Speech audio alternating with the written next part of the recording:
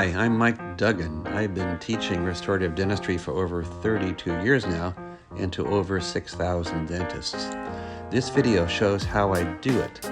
Real-time, mannequin-based, hands-on, point of view, and patient real.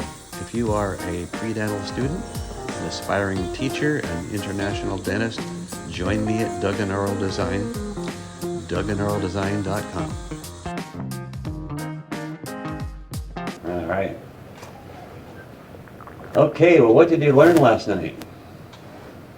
Since I've seen you last, you should have learned some very interesting things.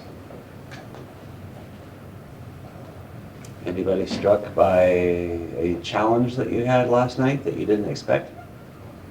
Yeah. To give you a hint, you would have been a little bit less challenged last night compared to the rest. Yeah, like for the maxillary tooth, yes, but for the mandibular, I think like only the axial reduction, that was a little bit of a problem for me, but now I've understood how to angulate, like how to put the burr in place like vertically and do the Yeah. axial reduction, yeah. Yeah, the trickiest axial reduction to do around the corners into the embrasures, and ultimately we'll be finishing it today all the way through the mesial and distal contacts. The trickiest axial reduction to do around the corners, so you're looking from the lingual and coming through there. The trickiest one for the right-handed people is number 14, and for the left-handed person, the trickiest one is number 3. So you had your big challenge together yesterday. Yeah. You had your challenge yesterday, and all you guys should have figured out last night that 14 is a difficult situation. Okay? I could use a very short word that would punctuate the difficulty of that situation in a way that's a little bit less appropriate on the videotape, but it's tough. So what did you learn about how to do it? When you look from the lingual and look along the wall as you're coming around the corner into the lingual embrasures on 14, what did you have to do? I have a suspicion that most of you probably did the lingual reduction and you didn't quite get around the corner, so you didn't have to discover that you've got to have the mirror on the lingual and look from the lingual. So maybe you didn't quite figure that out. But today, of course, we're going to have to really learn how that works. But I left it for you to explore the possibilities last night. So for example, on the upper left, if you're right-handed, you need to turn the patient to the right, put the mirror on the lingual, and then you put the handpiece in, and in order to see along the wall horizontally from the lingual in the mirror, you have to look over the head of the handpiece into the mirror. Okay? And that's what we're going to have to do today in order to come through the rest of the contact area here. But when you worked on coming around in this area, in order to get any kind of control over your chamfer and your taper in the jiggle position here or on the mesial side, you would have to, again, turn the patient to the right, put the mirror on the lingual, look over the head of the handpiece, and then you can come along that wall. Okay? And to continue today, to go all the way through that area as far as we're going to in the proximal contact area, we're going to have to learn how to do that. Okay? So since we're doing 3/4 crowns and preserving the facial surface, we have to look from the lingual when we're doing the proximal contacts. People that don't learn how to do this kind of crown think they can do everything looking from the buccal. When you're doing the full gold crown, you can do the buccal reduction and then you can look from the buccal. But when you get to the lingual half of the proximal surface, if you don't know how to look from the lingual, then you end up trying to do everything from the buccal and the lingual half is a mess. If you learn how to work from the lingual, which I'm forcing you to because of these particular preps, then you have that extra skill on top of everything else, and then you're going to be able to do nice full crowns going all the way around. The lingual half is going to be excellent because we've learned how to work on that half. Now on the upper right, for right-handed people, it's easier. You turn the patient to the left, as we discovered yesterday.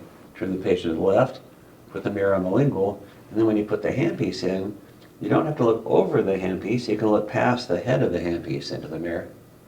pretty easily. And then see horizontally along the walls and the mesial distal and get around the corners into the proximal. On the lower arch, we know how to look on the lower left side. We know how to look along the wall this way, and then for number 19, for example, and then as we want to come around the corners, I showed you how to turn the patient a little bit this way and look across the arch, and then you can look along those walls and come around these corners like I illustrated to you yesterday. I described it and I did it with you. But I left you to figure out how to do the lower right. So if you do the lower right, did anybody discover how to do that? As you come around the corners into the embrasures on the lower right, how did you do that with total control over your taper and your axe reduction in your gingival position? Use the mirror, and then with the indirect vision, you can like place the bird and then go into the into the lingual proximal area. Uh-huh. Yeah, and also at times I would support the bird, like the handpiece with one hand, and would try so that I don't nick the edges into it. Oh, that's very interesting. So you use the mirror and you support the handpiece with the other hand? No. It's hard to do at the same time, right? No, not at the same time, but Okay. yeah, using the mirror as well as that. When I'm not using the mirror, I would support the handpiece with. Okay, well, we'll see how that came out. Because I, for one, cannot use the mirror on the lower arch. I get in trouble if I try to do what we're talking about in the mirror. I mean, you could potentially, if you're working the lower right, you could put the mirror on the lingual and then, use the mirror to look past that handpiece and come up.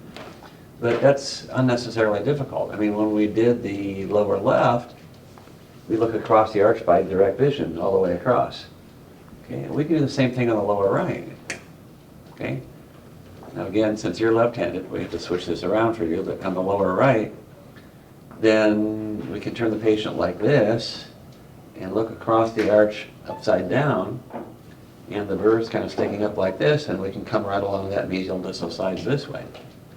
So some of you may have discovered that if we can look across the arch to do the left side, we can also look across the arch to do the right side.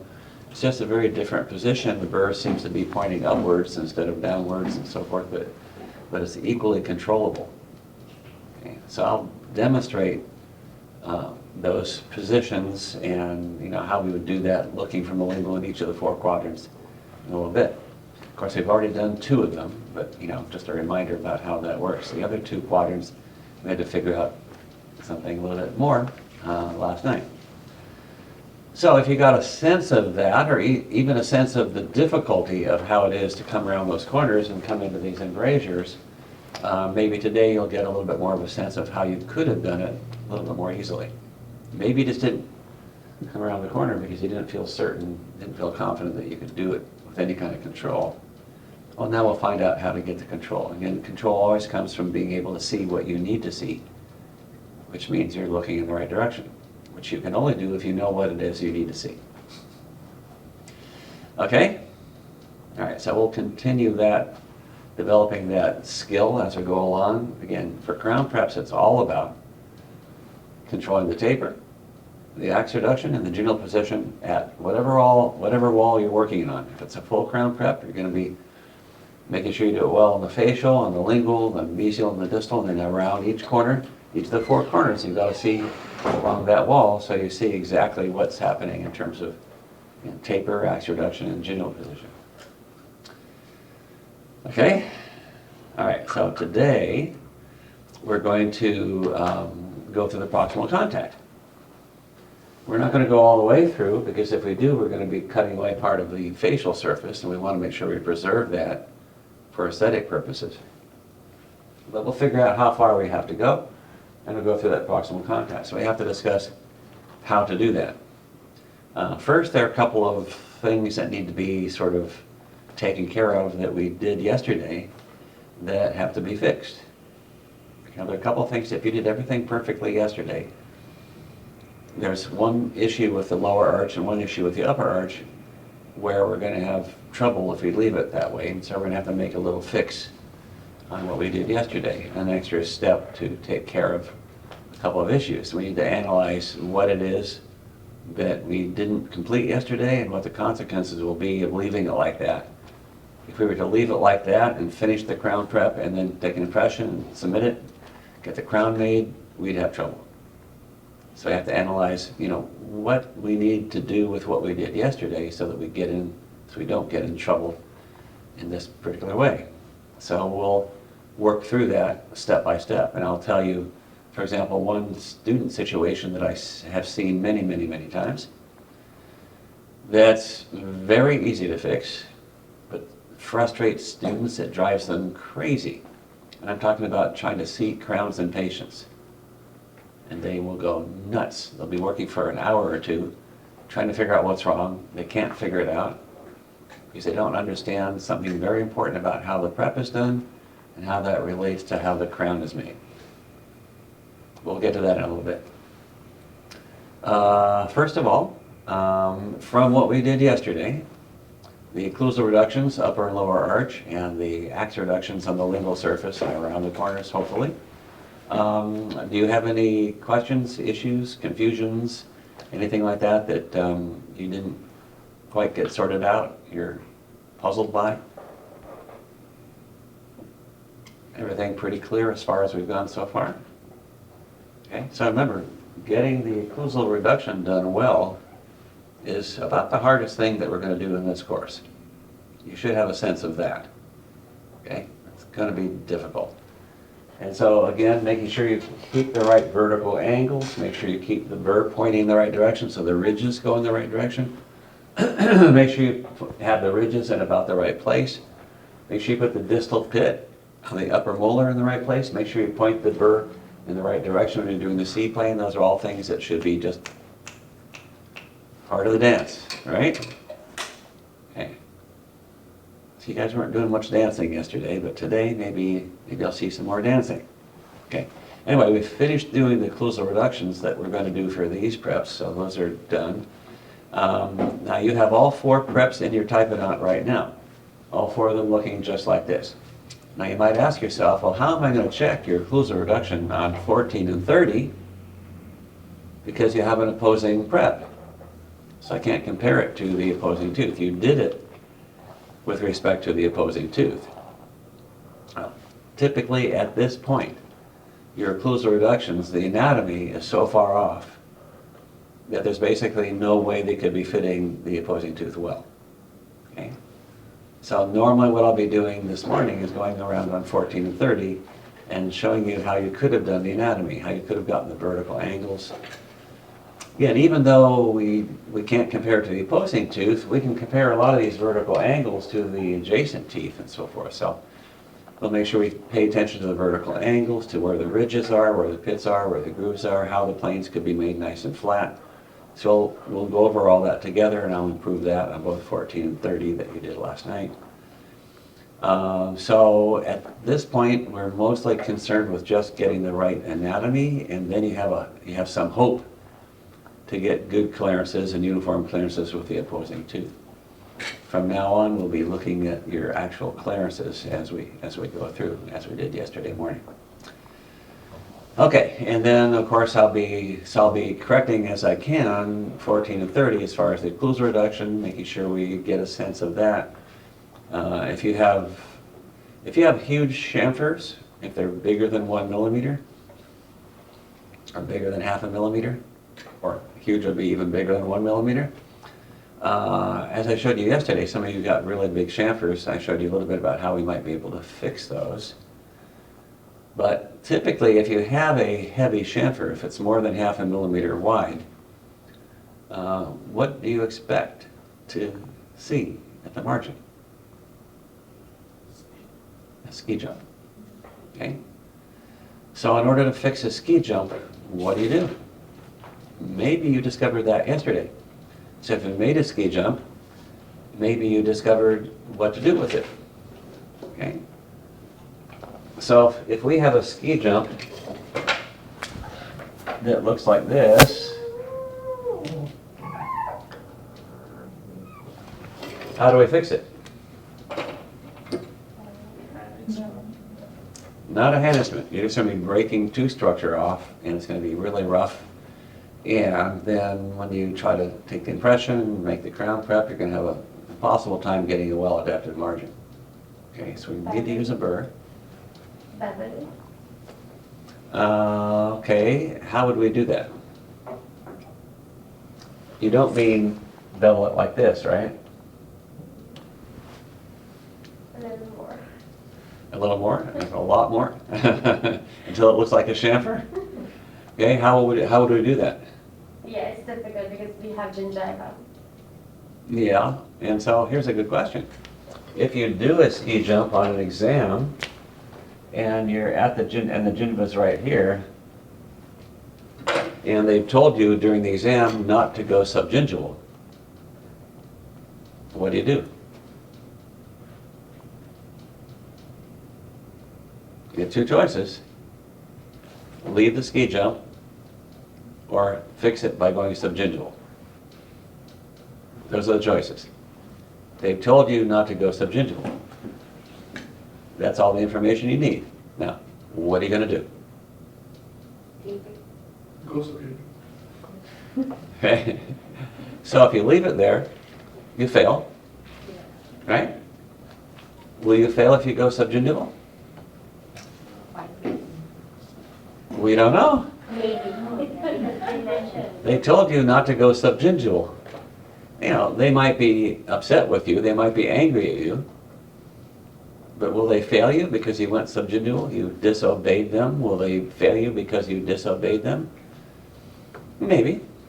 But if they do, then they're not being realistic. You know, in clinical dentistry, we go subgingival frequently, right? And sometimes we have to go frequently to go subgingival to do preps that work, to get the right wall height, to get the right retention and so forth. So, you know, we don't fail clinically when we go subgingival. If you are failed on a typodont because you go subgingival, that's not fair. Okay? We should only fail because we do something that fails clinically. Now, you know, they've asked you nicely not to go subgingival because they're trying to protect the typodonts. They think if you go subgingival, you'll damage the typodont. Okay, but in this case, you have no choice. If it's a ski jump, you know you're going to fail. If you go subgingival, you may fail, but it wouldn't be fair. So certainly fix it. Now, to fix it, we're going to have to go subgingival. Now, how do we fix a ski jump? You know, we got a ski jump. I'll draw the ski jump again, completely without that little bevel there. So here's the ski jump, and I want to fix it. What do I do? Okay, what burr would you have in the handpiece? Same. The same burr, the one that makes the chamfer, of course. Now, the reason you have a ski jump is because you use that burr and you cut too far axially, right? You didn't keep the end of the burr at the margin, you kept it, you let it get inside the tooth, so you got a ski jump. So, what should I do to fix the ski jump? Can you visualize that? Again, we have to be able to visualize what the preps should be like, how they're designed, how they should be done, and then visualize a burr that we have chosen to do something on that prep, and then visualize how we use that burr to make whatever change that we need to. If we use a chamfer burr, the 878K014, if we use that to fix this chamfer, what do I do with the burr? You bring the burr closer to the tooth and in an outside movement so that you can reduce the ski jump. I'm not sure what it means closer to the tooth. The direction of the burr is from the tooth to the outside of the, So I'm sort of cutting down like this. no, the other way. You start at the Outside, tooth and you cut outside. Well, here's, this whole thing is the tooth, Yeah. right? So I cut from the tooth toward the outside? Yeah. No. That sounds difficult to me, and of course the ski jump might be going all the way along here. So if I just do that, it'd be kind of Well, irregular, wouldn't it? We'll keep it like tapered and touched to the tooth surface, but we will move point a little bit down to make a new chamfer. What does That- down by the Like way? down than the ski jump surface. What is, I'm not sure that the word Oh, down the- is the unfamiliar to gingival, me. sorry. I'm sorry? Gingival. Gingerly, okay, that's a good word, gingerly. Okay, where's the end of the burr gonna be? The tip of the burr, where am I gonna put it when I do this correction? We're gonna place the bird just adjacent to the ski jump, so the tip of the bird is just cutting the ski jump. So where's the tip of the burr? Just on the outside of the ski jump. Okay, otherwise known as,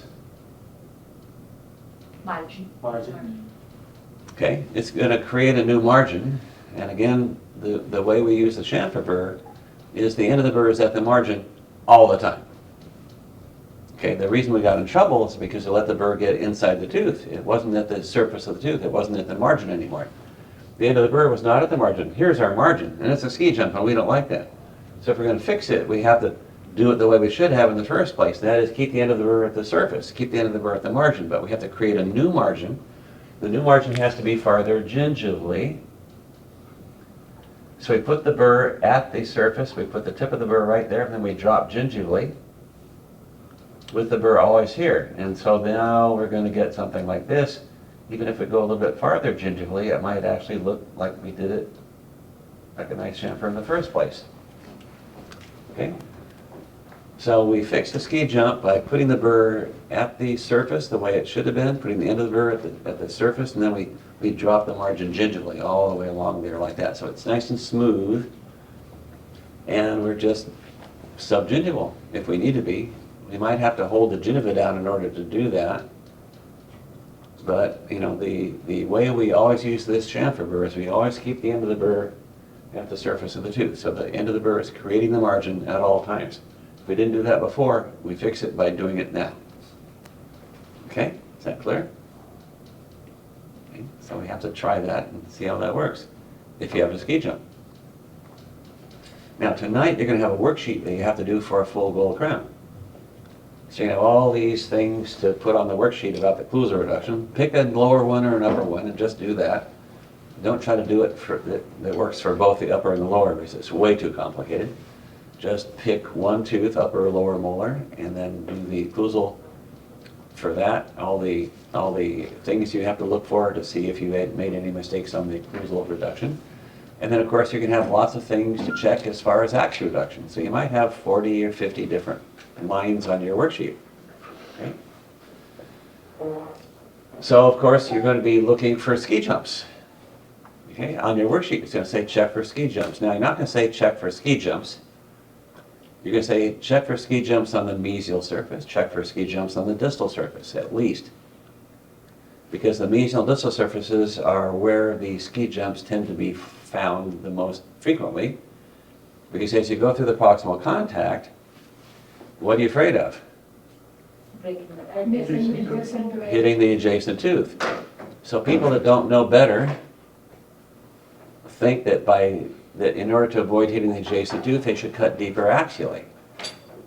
And then they get a ski jump. And now they have a big problem. So we're going to talk today about how to go through the proximal contact without hitting the adjacent tooth and without getting a ski jump. There's a very simple way to avoid the ski jump in that area, and we'll talk about exactly how that is. We're going to prove to ourselves how to do that, how to go through the proximal contact safely every time.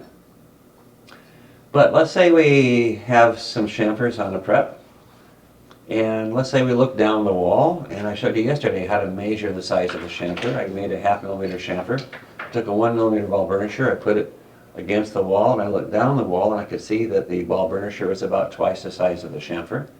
So the 1 millimeter end of the ball burnisher is twice the size of the chamfer, so the chamfer is 0.5.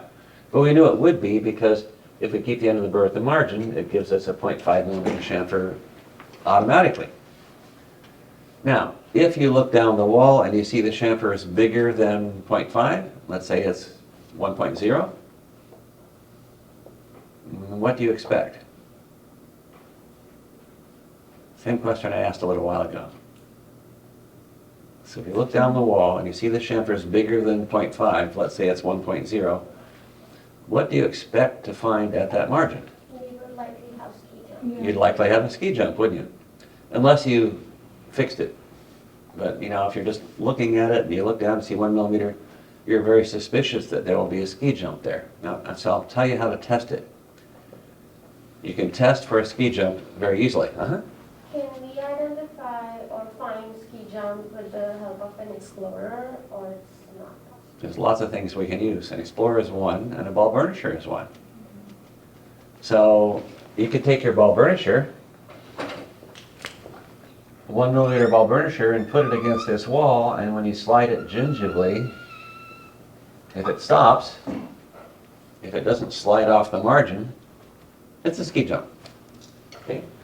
If you have a margin like this, then the ball burnisher is going to slide right off and go down, and then you can feel if it slides off, if it's a nice chamfer.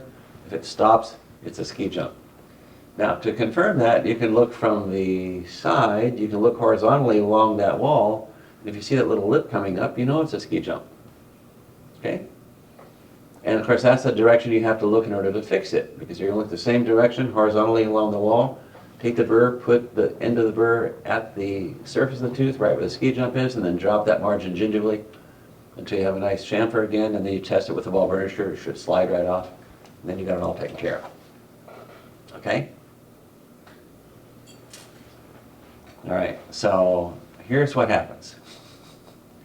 I'll be looking at your preps, and many times, you know, whatever prep we're doing, whether it's a full gold crown or a 3/4 crown or a PFM or whatever prep you're doing, you know, I'll look at your prep, and probably within like a millisecond, I'll see a ski jump.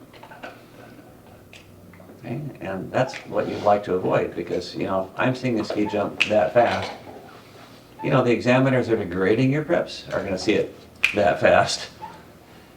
And, you know, you're making their job too easy for them.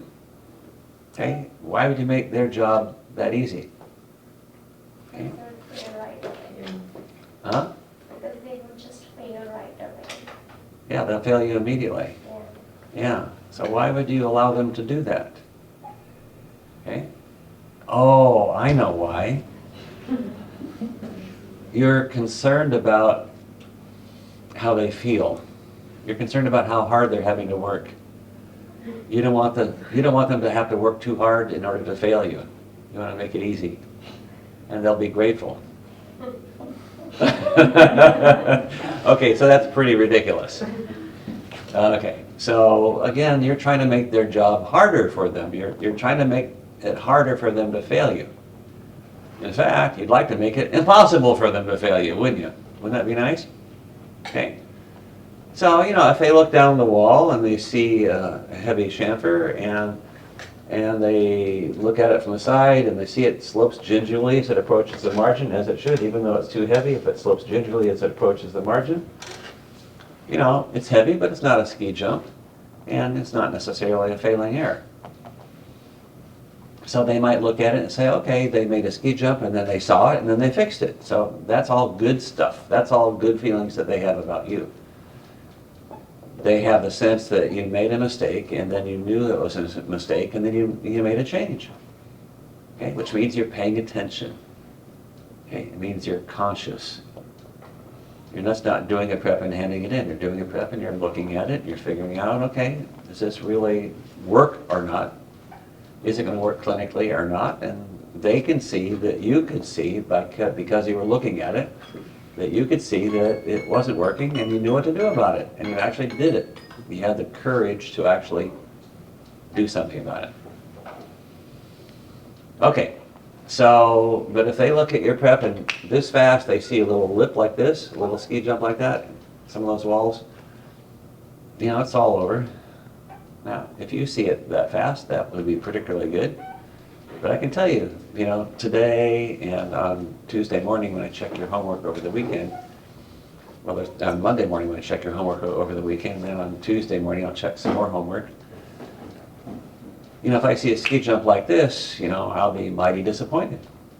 And so will you. Okay, again, so a lot of the emphasis at this point is looking at your prep and determining, okay, does it work? Is there something that's wrong? Is there something that's not going to work? This is something that's going to shorten the lifetime of the restoration. And so if you deliberately look for it, you have a chance to fix it, and then you save the day. You've made it work. Okay. Now, sometimes you have a patient that comes into your office and they have a crown that fell off. And somebody else did that crown, years ago. And you look at the prep that's in their mouth and you go, wow, that prep's a mess. There's all kinds of problems with that. Okay, so you're using your skills for evaluating preps to evaluate what went wrong in somebody else's work in your patient's mouth, and you know what to do about it. Okay, and you can fix it. If it's over tapered, there are things you might be able to do.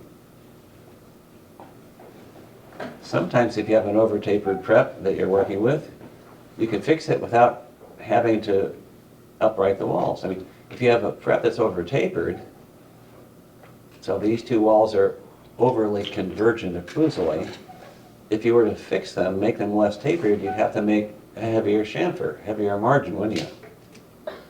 And you're going to be reducing axially a lot more at the gingival level, and that could lead to all kinds of problems. But there's a simple way to fix a prep that's over tapered without having to change the taper. Now, if we were to change the taper of the gingival part of the wall by dropping gingivally and making less of a chamfer, at the same time getting a more upright wall on at least part of that wall, that we could do. It's not necessarily going to help that much, and it's challenging to do. It's difficult to do, physically. It takes a lot of skill to do that. Can you think of a way, if you had a crown that was over tapered like this, so if you put the prep is like this, and you put the crown on it, the crown can tip off this way or this way pretty easily. Can you think of how you might prevent that dislodgement from happening? Putting retention groove. Okay, putting in a groove. Where would you put the groove? Facial and lingual. Now let's say this is the facial and this is the lingual. Oh, sorry, mesial. Yeah, you put the grooves on the adjacent walls. Pretty good. So we're going to do that today. We're going to learn how to make grooves. We're going to have a burr that makes grooves. So in that kind of situation, you take your burr and you line it up where you want it, and you go, bang, got a groove. Okay, even if you just put one on the mesial side, that might be good enough, or one on the distal side. So now the crown can't tip this way anymore because the gold's in that groove and it locks it in. It won't tip facially or lingually. That might be all you have to do to fix an over tapered prep. So the patient walks into your office, crown's in their hand, prep's over tapered, bang, groove here, take another impression, send it to the lab, get a crown, put it on. It's going to stay on much better than the other guy's crown did. Okay. Now we'll talk later about how you might be able to help that patient without making a new crown for them. Some people can't afford a new crown. I had a patient walk into my office one time that had a crown that fell off, and she said, I've been saving my money, I have $50. Could you re-cement this crown for me? And I said, okay, I'll do that. There are virtually no dentists out there that would have done that. Because of course they need the $1,500. How they're going to get $1,500 out of a patient that had to save to get $50, that's a good question. It's one that you need to search your soul to answer.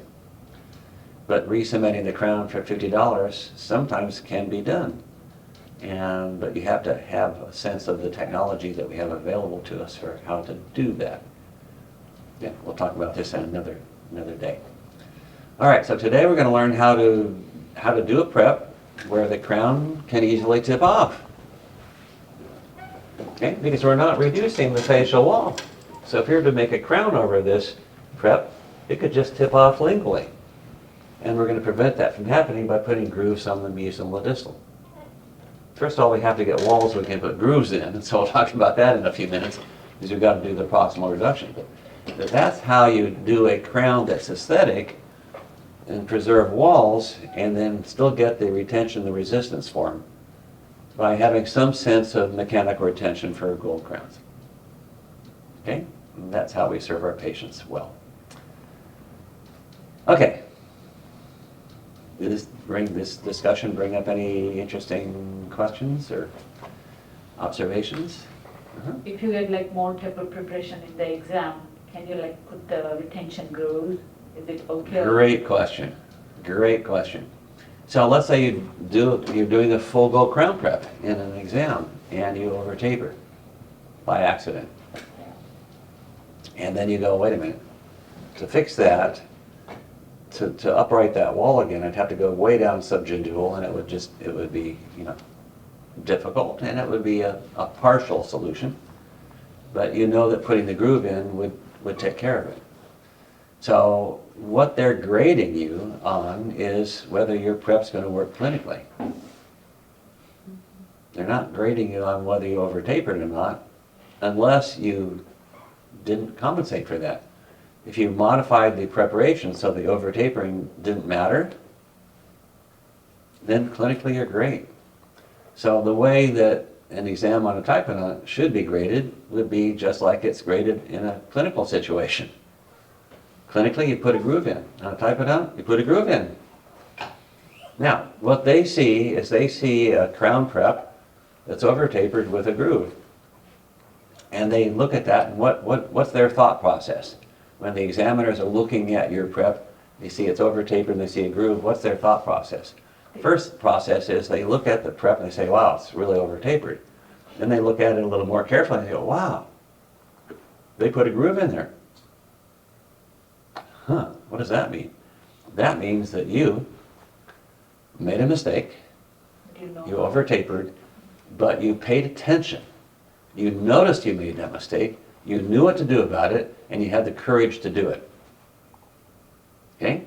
Nobody else made a groove on their crown prep. There are probably a dozen other people that over tapered and they failed because they didn't make a groove. But because you made a groove, you passed. So, absolutely. Okay? I'm not going to suggest that you deliberately over taper so you can show off that you know how to fix it. But it's tempting because it's really impressive to the examiners for them to see that you actually have a sense of what makes the prep work and what makes it doesn't work. Okay? So if they see that you've looked at it and you determined it was over tapered, you knew what to do about it, and you had the courage to do it, that's really impressive to them. They're going to make a note next to your name saying, okay, I want this student here. I want this person to be a student at this school, because they're thinking. Okay? They get it. Things make sense to them that don't make sense to a lot of other students. You can just try to copy preps out of a textbook without having any idea what you're doing. And if you're really good at it, you might copy the prep very well. But if you're not so good at it, it's not going to be all that well done. But if it's not well done in some particular way, and you know why you do the prep in a certain way, then you know how to make it better, you know how to make it work. And as I've said many times, when I grade your guys' preps next Thursday, when we take our exam, I'm not looking for pretty preps. Your prep can be as ugly as anything. I don't care how ugly it is. It just has to work. Okay? I've got to see that you have a sense of what it takes to work. And that's what all people that are evaluating your preps are going to be looking for. Do you know what works and what doesn't work? And then the prep's going to show them exactly what you understand in that respect. So yeah, definitely put a groove in there. If it's over tapered mesial distally, you put a groove on the facial, you'll be fine. Okay? In fact, next week I'll show you a cast.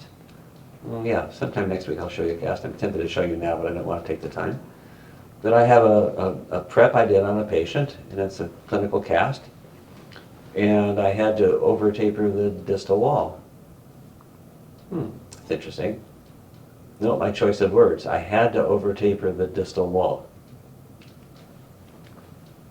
What could cause me to have to over taper the distal wall? The angulation of the tooth, if the tooth is like slightly like tilted, like so maybe or rotated. So you're saying the whole tooth is sort of tipped mesially? Like if the tooth is tipped mesially, so the preparation cannot like tip mesially, right? So Well, I don't know. It kind of depends on what the adjacent tooth is doing. So if it's a lower first molar, the adjacent tooth, if the tooth posterior to that is leaning mesially, it might interfere with my prep. Now, how could the adjacent tooth on the distal side be leaning mesially? How does that happen? You know, the teeth should be in contact, right? So they should be stabilizing. The first molar should stabilize the position and the angulation of the second molar. So how could it be that it doesn't? How could it be that that second molar tips mesially? Not the third molar. The forces on the second molar don't matter at all. It's what the first molar allows the second molar to do. Anterior spacing? Say again? Anterior tooth spacing? Ankylosed? Anterior tooth spacing? Oh, okay. Yeah, we don't have to think about that far ahead, that far around there. So what would allow the second molar to tip into the first molar? Biting forces? Extrusion. Infraclusion? No, those are all forces, but you know what allows those forces to tip the tooth? There's got to be some space it can tip into. What creates the drifting of space? the migration of the tooth to mesial. Decay. Okay. Decay. The distal contact on the first molar is decayed out, so the adjacent tooth tips into the decay. Okay, have you seen that clinically? Okay, well that's an important realization. That does happen. So if the adjacent tooth is leaning this way, and you do a crown prep on the first molar, you can't do the crown prep vertically. You're going to have an undercut between the prep, between the gingival margin on the distal side and the adjacent tooth. So you have to taper this way so the path of jaw is past the adjacent tooth. Well, when we have that much taper, then the crown can tip off mesially, so you put a groove on the facial and that corrects for it. Okay?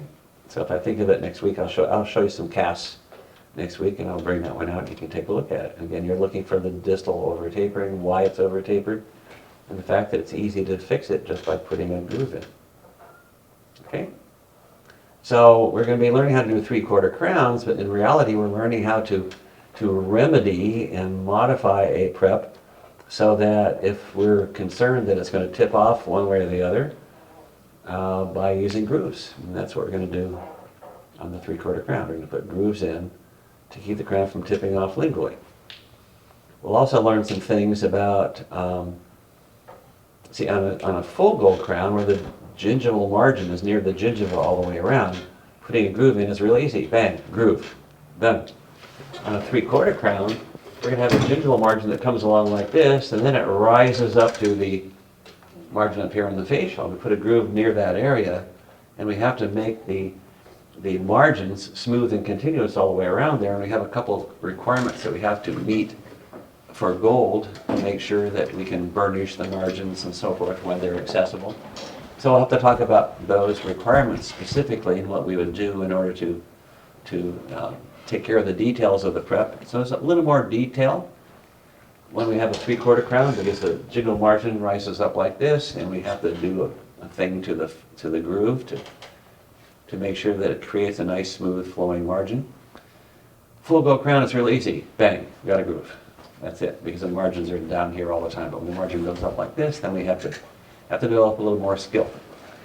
Okay, so if you never do a 3/4 crown clinically, then maybe you don't need that skill. But sometimes people do 3/4 crowns and they don't know they are.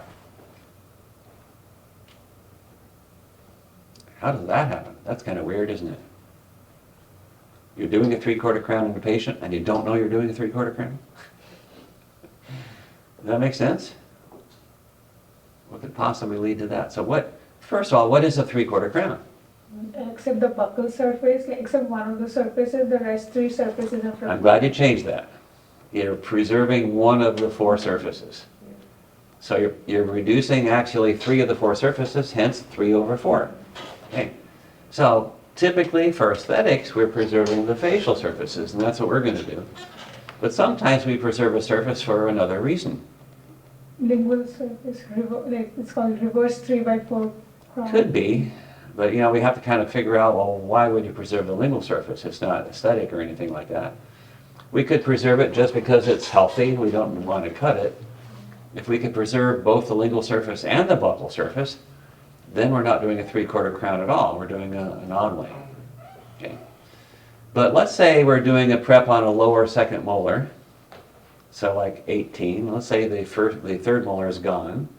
Let's say the gingiva is really fibrous and high, built up on the distal side of that tooth. That's not at all an unusual situation clinically. It doesn't exist in a typodont, but clinically that might very well be the case. And so you have a full gold crown you're planning to do, or a full crown of any sort, let's say gold in this case. So you have a full crown that you're planning to do on 18, and you're trying to make a chamfer all the way around, and you're trying to make the axe reduction on the distal side. And by the time you've done the occlusal reduction, you're already at the level of the gingiva on the distal side.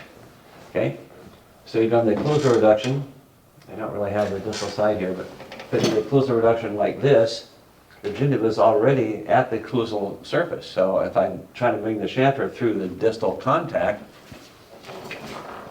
I've got no wall height, essentially. Maybe I can only get a millimeter wall height in that area. So it's like there's no wall.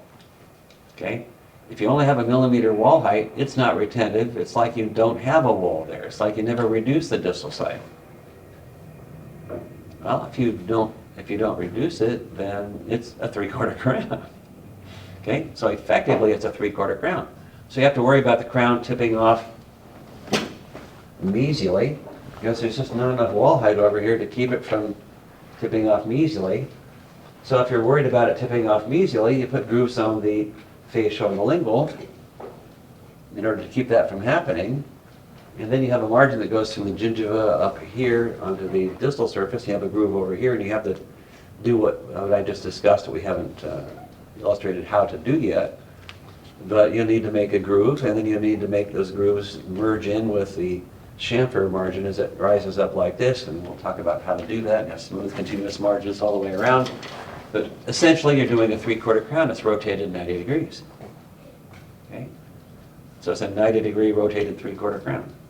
Now, the dentist that's doing that might think he's doing a full gold crown, because his intention was to do a full gold crown. He discovered, I got a short wall, I got to put some retentive grooves in, I got to make smooth continuous margins all the way around. So he's actually doing a 3/4 crown, but he thinks he's doing a full gold crown. So, you know, the lessons that we learn from doing a 3/4 crown are lessons that can be applied in many dental situations, even in the cases where we think we're doing a full gold crown. So for somebody to say, well, I'd never do a 3/4 crown, you know, that's not necessarily accurate. Okay? All right, so this is where we're going. We're going to learn some skills. We're going to upgrade our skill level as far as doing certain components to the preparation, components to the design of the preparation. You know, how to make grooves and so forth. Now, if we're going to make a groove, then it has to follow the path of draw of the crown. So we need to be very careful about the vertical angulation of the burr when we're making a groove, right? So facial lingual angle or axial taper, we have to have that totally under control. So the vertical angle of the burr when you're making a groove has to be totally under control. Okay. So when we learn how to do that, when you go back and work on your class 2s, where in the box you have to keep the burr vertical all the time, meaning that you have to totally control the vertical angulation of the burr when you're working the box under class 2.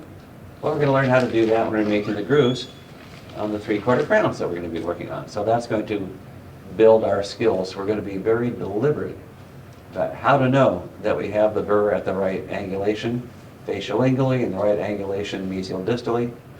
We're going to make sure we know how to know that we have the burr at the right angle to make the grooves in the 3/4 crown. And of course we use exactly the same approach to determine whether we're keeping the burr vertical or working in a class 2. Some of you have discovered that if you're not looking in the right direction, so you don't see those angles, you get in trouble in the class 2, and we'll get in less trouble once we've gone through the 3/4 crown. Okay? So everything that we do, every lesson that we're learning, every skill that we're learning can apply to all the other preps that we've been working on as well. Okay? Okay, so I'm going to pose a couple questions to you in a moment. But anything else that's a little bit uncertain right now? Huh? How would you decide, like, on which surface you need retention growth, or how would you decide, like, you need only one retention grow or two? Okay, so those are two questions. One or two. Well, will one do the job? You got to sort of think mechanically and figure that out. You know, maybe the other wall that you'd want to put the retentive groove in is not tall enough, or it's short and it won't help to make a groove. You want to make a groove where it's tall so it does its job. Now, how do you decide where to put it? You have to figure out what are you afraid of. You're afraid the crown will tip this way? Put the groove so it can't tip that way. You're afraid the crown's going to tip this way? Put the groove so it can't tip that way. Typically, the direction that you're afraid it can tip off, put the grooves on the adjacent walls. Okay? And one groove or two might be fine. The case I was talking about where I had the over-tapered distal wall, I just wanted one groove on the facial and I knew that would take care of it. Okay? That answer your questions? Yeah. Okay. Okay. Now, hopefully you're thinking by now that, you know, this is kind of cool. Okay? It is. And, you know, you guys know a fair amount about dentistry, but you might not have ever learned dentistry at the kind of depth that we're going into now. And at this kind of depth where you really have some thought that you need to put into it, and you've got a lot of, you know, physics kind of stuff that you need to be paying attention to, and you realize the importance of understanding things at that physical level as far as how what you do is going to serve your patient, and how you design things to serve your patient based on your understanding of all these concepts that we're talking about, and your skills at being able to actually do that design. That should make you feel pretty good. Okay? It should make you feel that you're actually doing dentistry that's going to serve people well. And it's probably dentistry that other people just have no clue as to how to do. Okay? So when you go home at the end of the day and you've done some really cool things, you go, man, this is great. So you have a nice celebratory dinner and, you know, whatever, because you just felt so good about your day. Wouldn't that be nice? Now, probably you're not going to get to that point until you have your own office. You know, unfortunately, when you're working for somebody else, as you know, as somebody that's assisting other dentists, you might realize that doing really cool dentistry in their office, working for them as owners, you know, might not be something that they're going to be interested in having you do. So I think they can make more money by you doing something that's much more crude. Anyway, that's for you to work through in the future, but, you know, just bear in mind that as you start to build toward your own office, you know, don't bring the approaches with you that you learn from most other dentists that are actually practicing. Okay? So again, bring the approaches with you that we're learning how to do now. Okay, let's talk about the preps that we did yesterday. At the point that we are right now, the lower prep has a problem. So obviously, the biggest problem is we haven't finished the prep. We haven't done the proximal reduction yet, all that kind of stuff. But as far as what we have done so far, we should be able to look at the prep that we have right now and go, okay, this is going to be a problem. What's that going to be? What part of the prep, as we've done it so far, is going to be a problem? Sharp edges of these things. We got a really sharp edge right there. Okay? Now there's a difference between sharp and well-defined. Okay? This is well-defined. Those triangular ridges, those ridges that we made, those are well-defined. This is sharp. Okay, so how do we tell the difference between sharp and well-defined? Okay, so I'm going to give you a rule of thumb. You know what a rule of thumb is? Very important rule. Something that's really important. Yeah, it's something that's a simple rule that allows us to answer a question pretty easily. So there's a general term for rule of thumb. Have you guys heard that expression before?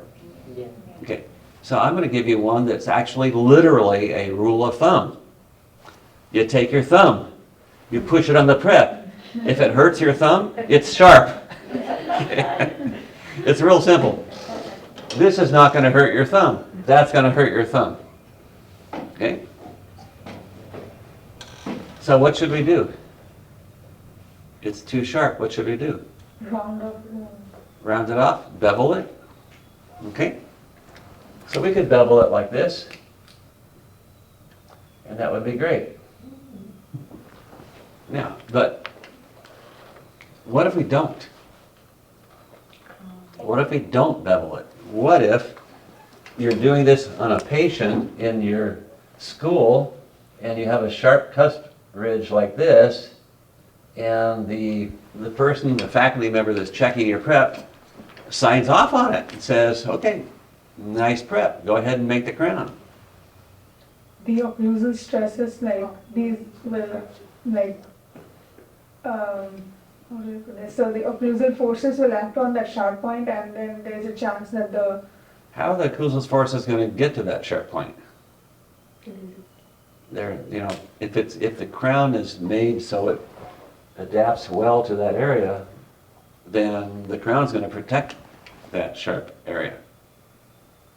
Here's the problem. But this is the highest point on the tooth preparation, so whenever the opposing tooth will touch, the occlusal forces will, concentration of that stress will be on that. But we've got, the crown is adapted well to all these areas here, and there's enough gold over here, and the crown's, if you have occlusion hitting this way, you know, I can't imagine it breaking inside the crown if the crown adapts well to that cusp. But if it's like sharp and if it's pointy, which means it's the highest point, so the material obviously would be like, Key material Yeah. will be there. Yeah, so here's the problem. The problem is you can't make a crown that adapts well to that sharp cusp. Okay, in order to understand why that is, we have to go through the process of how do we make a crown. So how many of you have actually ever made a gold crown before? All the way through all the steps. How many of you have read how it's done? Okay, so you have an idea as to what all the steps are, right? So let's work through the steps. We'll take a little tour through the steps of making a crown, the lab work that's required. And at some point, we're going to find out that that sharp cusp is going to be a problem, and we'll find out what the consequences are of that problem. And those consequences are going to show up clinically. Because I've had lots of students that have had a crown that they're trying to seat in the patient, and it's not working. And they're frustrated, they're irritated, they're going crazy because they thought they made a good crown, and they can't figure out what the problem is. And so they call me over, and I look in the prep, I look in the mouth, and I see the prep, and I see a sharp cusp. And I bevel off that cusp in the patient's mouth, and then the crown seats beautifully. And the student's going, wait a minute, what just happened? I've been working 2 hours trying to get this crown to seat, and the solution was so easy. I've been working 2 hours on it, and Dr. Duggan comes over and he fixes it in like a millisecond. Why didn't I think of that? But you know, you won't think of it unless you know what the issue is. Okay, so let's say we do a prep. Let's say we finish the prep. We'll talk about how to finish that pretty soon. But let's say we do the prep and we leave a sharp cusp. What do we do after we finish the prep?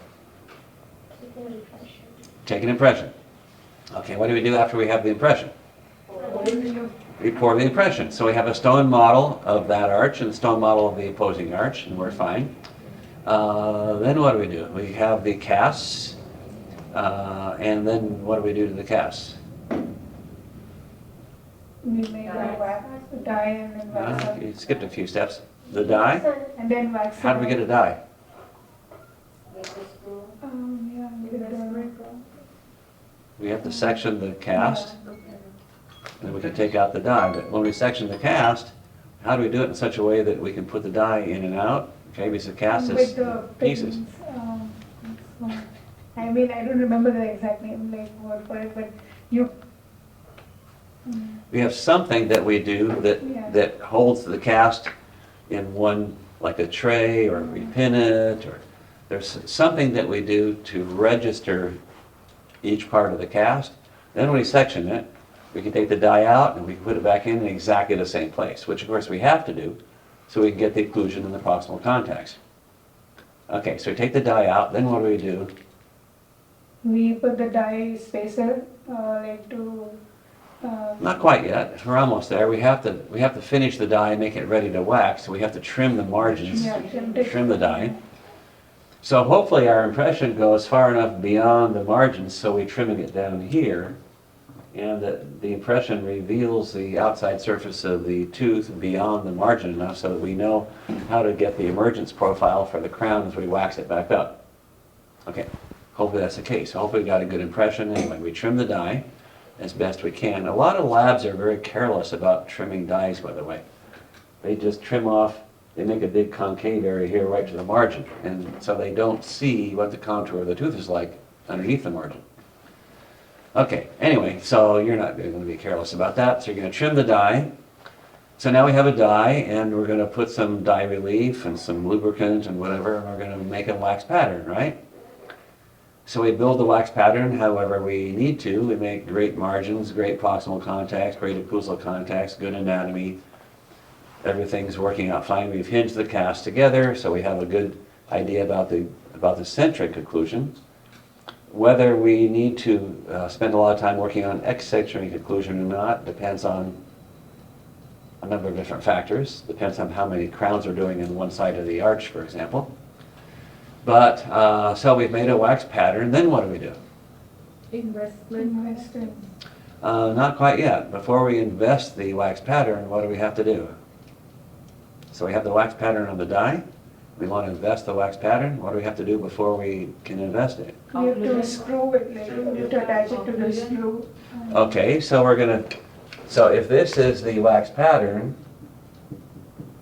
this is the occlusal part of it, and of course it's going to come through the proximal as well. We're going to put some sort of a sprue here, a little, like a plastic straw, and that's where the gold's going to come in, okay? So we attach that there, and then what do we do? We've got the sprue attached to the wax pattern, and then what do we have to do before we invest it? Don't we have to, like cool it, like after we make the wax pattern, like, I'm not sure, I'm just asking. Okay? Yeah. I'm not sure what you're asking, but no. You have to remove it from the die. We have to remove it from the die. We have to take the wax pattern off of the die. So we're very careful to do that by sort of pinching it and trying to get it to come off without breaking it or distorting it. But what happens if when we're taking it off the die, it breaks? It's because maybe there's a high point, like a sharp, like, so. Good guess, but no. You haven't found the answer to the question yet. That's a good try. So, I mean, it could be that you're just careless about taking it off and you just smashed it, okay? But every time then you have to do a new one, and once you do a new one, you try to take it off and it breaks again. You do another new one and you take it off and it breaks again. You should be learning something, okay? And so the chances are, as you were about to indicate, that if you can't remove it without it breaking, then there's an undercut. Okay, so the wax is underneath those undercuts and you can't get it off. Okay, so we could talk about what the possibilities are about how to solve that problem. We will a little bit later. Because we want to make sure that the prep, well, let's use this term. We use the term that the prep draws, right? Ever heard that term?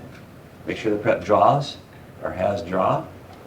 Okay, where that term comes, you'll hear that term a lot. If you haven't heard it yet, you'll hear it a lot. It comes from the fact that we have to withdraw the wax pattern from the die. We have to withdraw it. We have to draw it off the die. And if we can't, then the prep doesn't draw, meaning it's undercut. Okay? So let's presume you did a good prep and it draws. It's convergent where it needs to be, it's divergent where it needs to be, and so forth. So we remove the wax pattern from the die, and we have a sprue on it. We take the sprue and we put it in this little conical kind of rubber former thing. So it's sticking up here. Put a ring around it, and then we invest it by under vibration and under suction. We put some stone, we pour that in, and we make sure that the stone adapts very well to the wax pattern. So now the wax pattern is embedded within a bunch of stone in a ring, and then what do we do? So eventually the gold is going to be thrown into that investment, but the wax is already there. So we got to get the wax out, and we have to get the plastic sprue out. So how do we do that? Burn out all. We burn it out, we put it in a furnace, it's really hot, it melts the wax, it vaporizes the wax, it melts the plastic, it vaporizes the plastic. Now we have a hot investment, and we have an empty space inside where the wax pattern was, okay? So what does the wax pattern look like? Well, it looks like this. So inside the investment is this shape that I've colored in green here. So inside the investment, there's part of the investment material that comes up into that corner. Part of the investment material makes this little corner inside where nobody can see it, okay? So now we have this in the furnace, so it's nice and hot. We have a centrifuge that we're going to spin and throw the gold into this thing, okay? As we melt the gold in this centrifuge, in this little dish, we melt the gold, and when it's nice and melty, then we take out the investment. Hopefully you don't use your hand. We'll have some tongs. Take it out, put it at the end, and you push this button, it goes like that. And it throws the gold into the investment. So it throws it through the space that was created by the sprue, and the gold goes flying. The gold's heavy, right? And it's moving fast. So it comes through here, hits here, comes over here, comes over here, comes over here. When it gets to this point, what happens? No, it doesn't stop, but it breaks off that point. That's where it breaks. It breaks inside the investment. And then the gold comes all the way down here to the margin. Now, where that stone went, that broke off, maybe it's inside the gold here, not a problem. Maybe it's making bubbles on the inside, or some porosity on the inside of the gold here, not a problem. Maybe it's at the margin, problem. Maybe it's on the outside, problems. But most of the time, you'll never know where it went. Okay, but it breaks off. So when the gold fills that area, and then when the gold hardens, the gold has this shape. That's what it's going to look like inside the crown.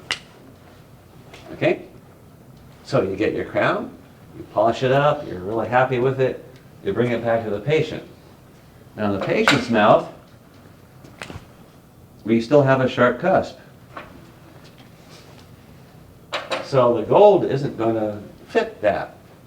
So the gold crown is going to sit right here. It's going to hit that little point. And the gold crown is going to be rocking like this. That's what makes students crazy.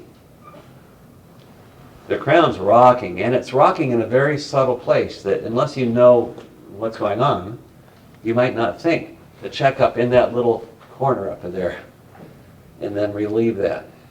Okay, because the students are trying to cut everything they can within the gold crown. Hopefully at some point they'll stumble across what the problem is. Well, if they know what the issue is, then they could easily adjust the gold crown up in here. But the easiest thing to do, of course, is just to bevel the prep.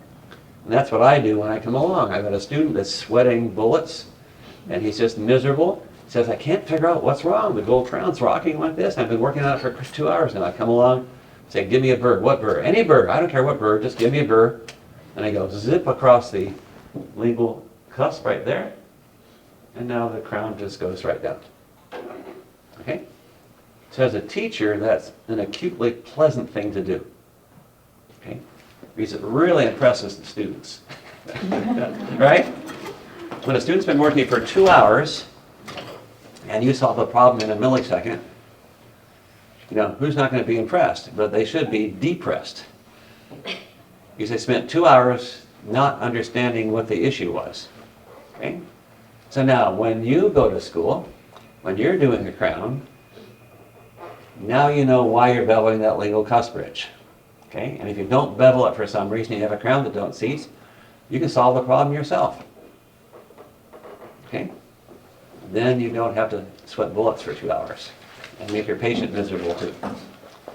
All right, so again, having an idea about how crowns are made step by step, you know, makes a big difference in terms of how we might interpret issues that we run into. Okay? Now, there are very few crowns I ever made as a student that didn't teach me something significant. Okay? But you've got to be paying attention. All right, now the upper prep, as far as we've done it so far, also has a problem. It's a little different problem. what would that be? Of course, the number one problem is we haven't finished the prep yet. But as far as we've gone, there's something that needs to be modified so that it will work well for a patient. So picture the crown. If you can visualize the crown, then you can just visualize the contour of the crown on the occlusal surface and on the lingual surface and so forth. Picture where the gold is, picture the crown as far as we can see from that particular diagram. Can you see a problem that we're going to have?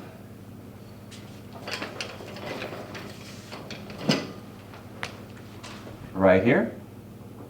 So if we make the crown so it matches the contours of the original tooth, which you may do if that matches the other teeth and the arch as well, but the gold there is going to be really thin.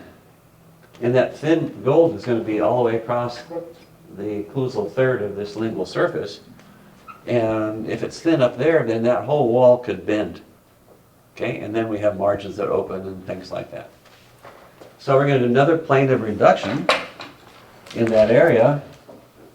We're going to do another plane of reduction that's parallel to the outside surface of the tooth in that area. So if you take our burr and put it parallel to the adjacent tooth at the level of the occlusal 1/3, and then bring it over to our tooth and see if there's something to cut at that angle. If there is, then we cut it, and we have what's called a secondary plane.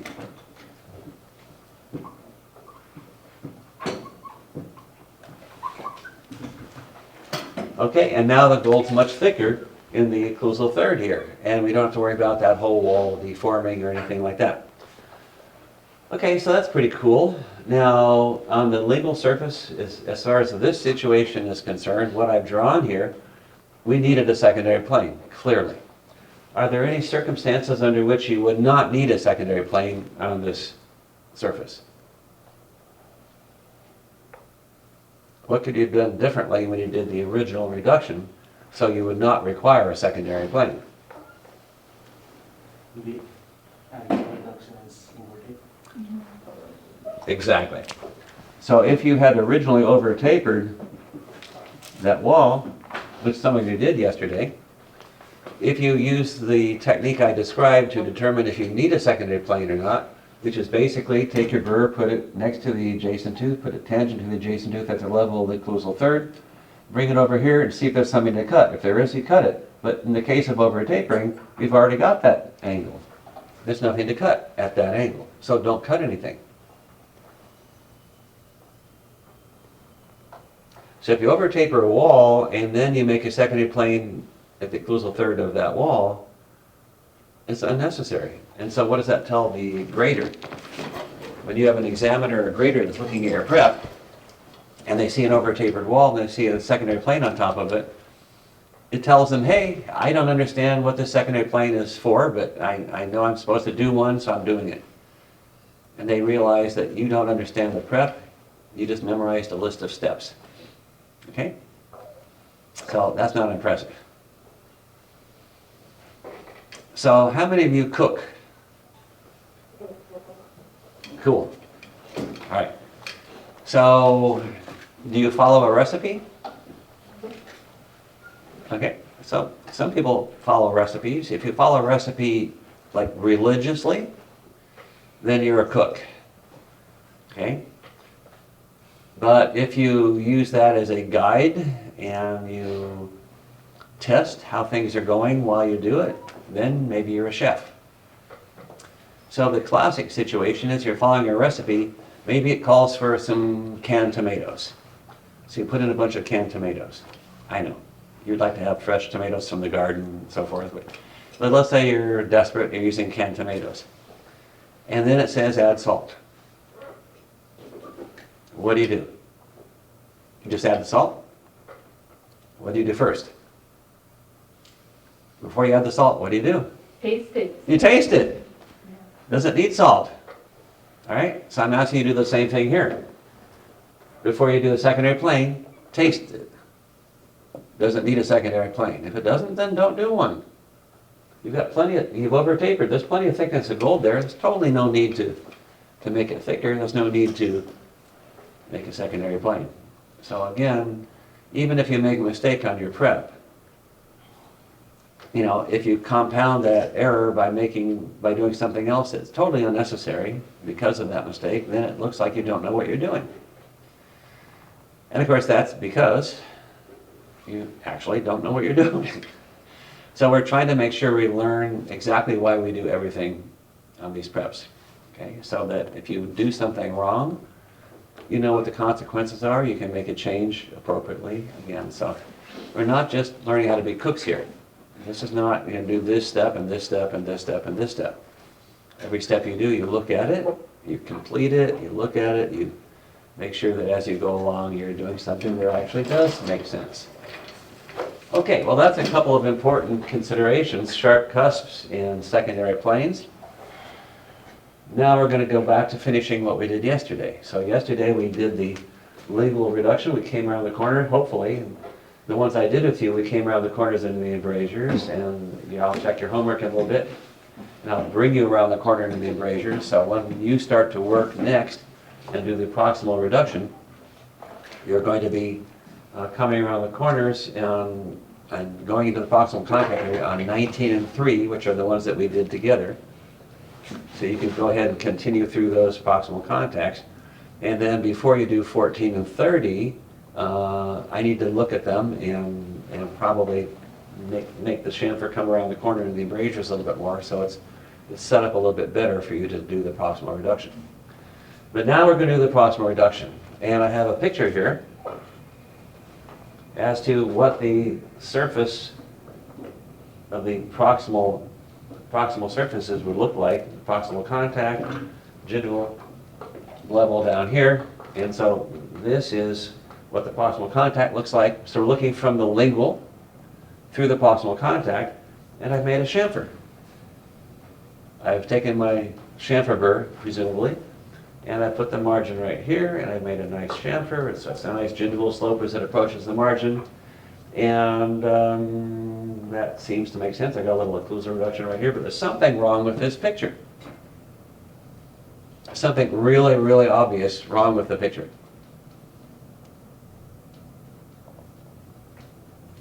I forgot to draw something.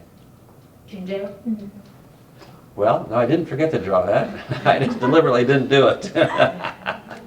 But yeah, it's true. And we need to know where the gingiva is. And we'll talk about exactly why we need to know where the gingiva is. But there's something even before that that's really critical that I didn't draw. If you look at what I did draw, it would, in order to do it the way I drew it, would require something else happened. Picture the burr. Picture my cutting that axial reduction. Picture my doing that axial reduction with a burr. Okay, so I created a chamfer, have the end of the burr at the margin. I've got a reasonable taper. But can you visualize the burr doing that? As the burr does that, huh? Well, I could actually, that's true. That drawing is not complete, okay? To be more complete, I would have had to draw it like this, right? So that's fine. But A lip of ski jump. no, I made a chamfer.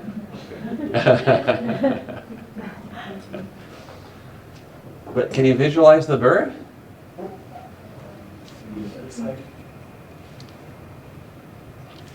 Can you visualize the burr as I made this reduction and made that chamfer? Picture the burr.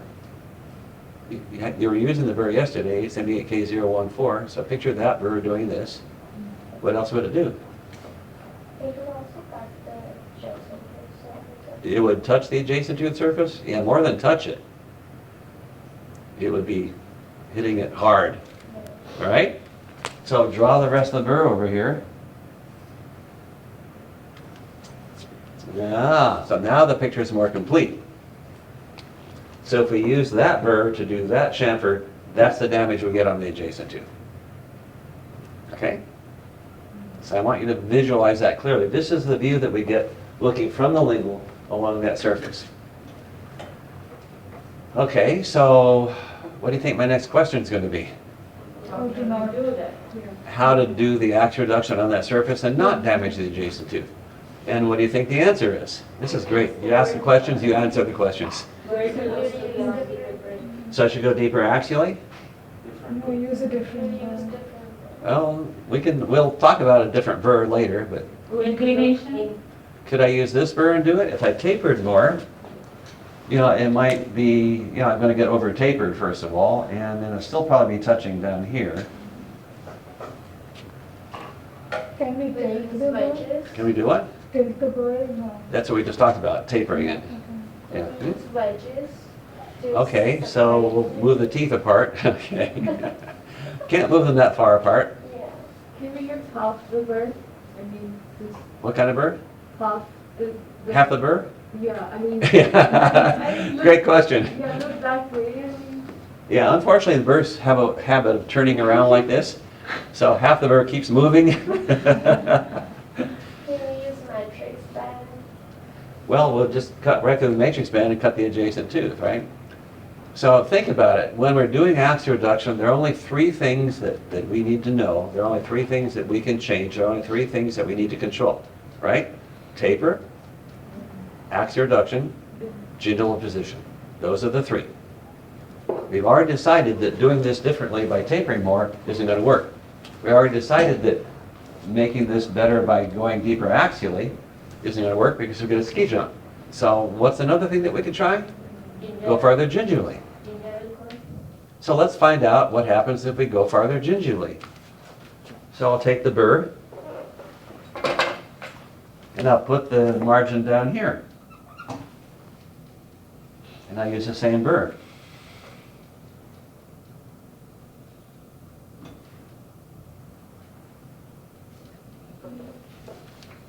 Ah, how about that? Because of the embrasure form, the farther gingival you go, the more the burr moves away from the adjacent tooth. Isn't that cool? So yeah, when we're doing crown preps, we're always putting the margin as far gingivally as we can. Okay? So just put the, you've already got the margin pretty close to the gingival. Some of you are already subgingival, right?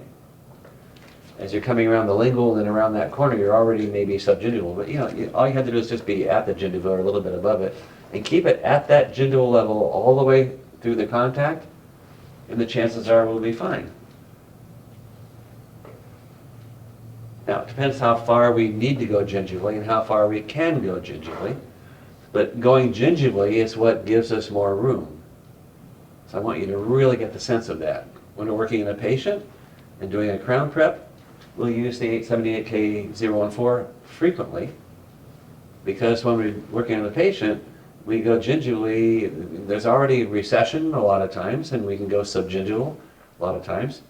So in a patient, we can go gingivally a lot more than we can on a typodont. In the typodont, we're restricted. We would like not to have to go subgingival. But in a patient, we typically be much deeper gingivally. And we can use that big burr and go through almost all tooth situations in a patient quite nicely. So that burr is very commonly used clinically. Okay? But again, if we want to avoid hitting the adjacent tooth, all we have to do is keep the margin near the gingiva all the way through.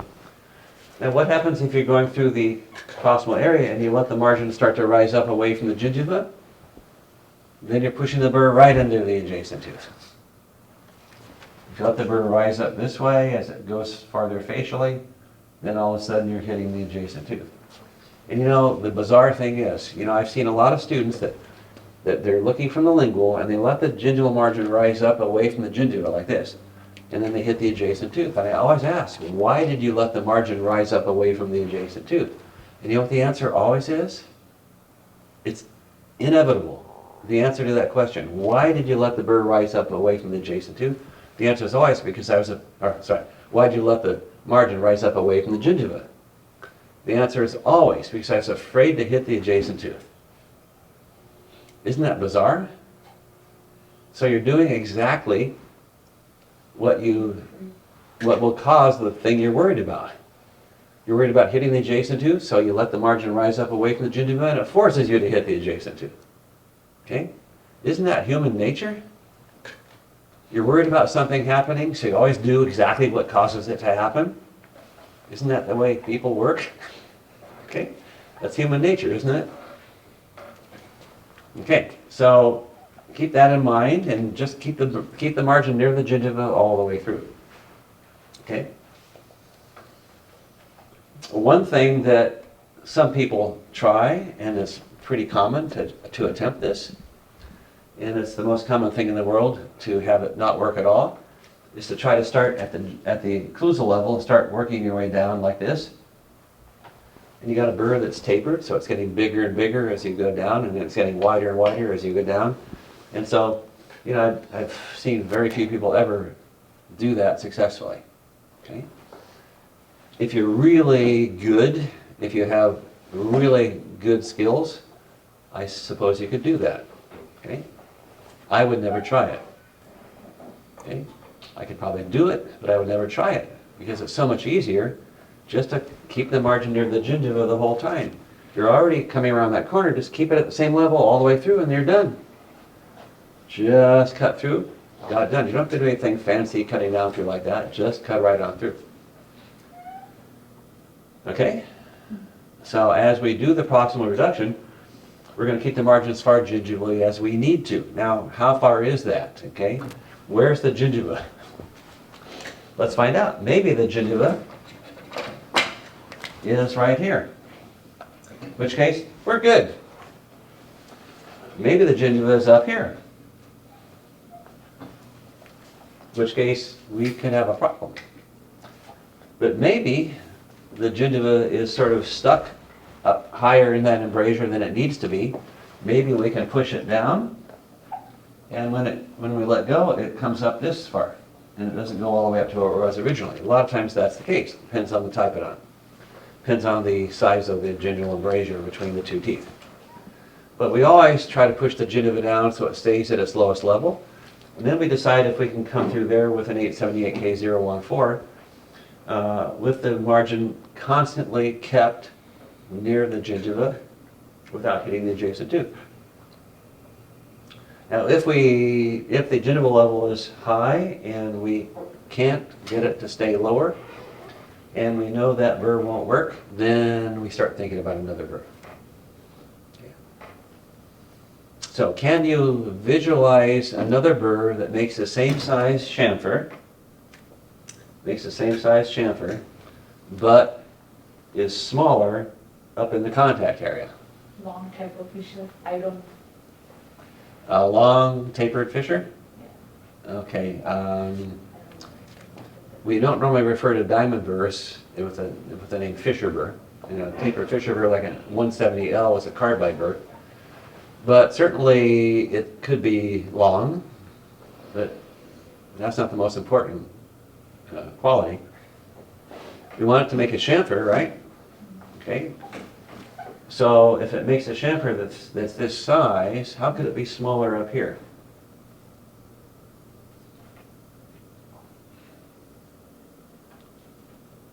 Not tapered. Parallel sided. Yeah, burrs are always straight. Okay, so if we have a burr that is not tapered, but it makes a nice chamfer, you can make a 1/2 millimeter chamfer the same as the 878K014. But if it's not tapered, this burr is 877,009. So the diameter here is only 0.9. Whereas the diameter of the 878K014 is 1.4. So it's 1/2 millimeter smaller in the area where the contact is. Okay? So that way, we're going to have more room. We don't have to take as much room with that burr. And we can probably go through that contact pretty nicely, as long as we keep the end of the burr at the margin and the margin near the gingiva all the way through. Okay? So all you have to do is bring that chamfer around the corner into the embrasure, and then switch to the 877 and just bring it through the proximal contact, keeping the end of the burr at the margin, keep that margin near the gingiva the whole time, and just go facially right through that area. How far are we going to go? Well, we're going to do a 3/4 crown, so we're not going to come all the way out into the facial surface. So we're going to draw some lines, which I'm going to call flare lines, and I'll explain what those refer to later. But I'm going to take a point. Let me see. Let's use a nice red color here. I'm going to find a point in the middle of the tooth and then draw another point, maybe a millimeter lingual to that. This is kind of arbitrary. From that point, I'm going to draw a line tangent to the adjacent tooth surfaces.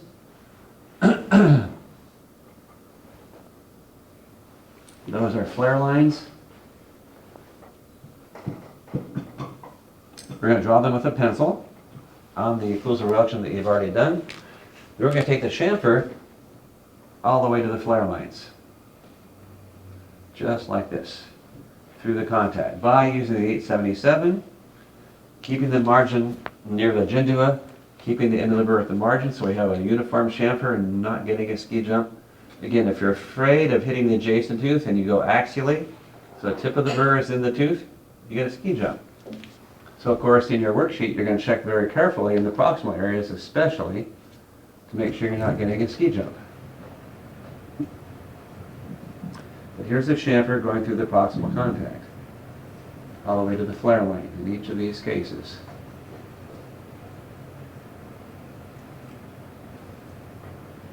Now, when we look at the proximal side here, this is where the chamfer ends. So the chamfer margin is coming through the proximal area like this. It's coming up like that. On the upper arch, that's where we're ending the chamfer. We come through the proximal area, following close to the gingula, and then it comes up like that. Okay, so now we have mesial and distal walls. Okay.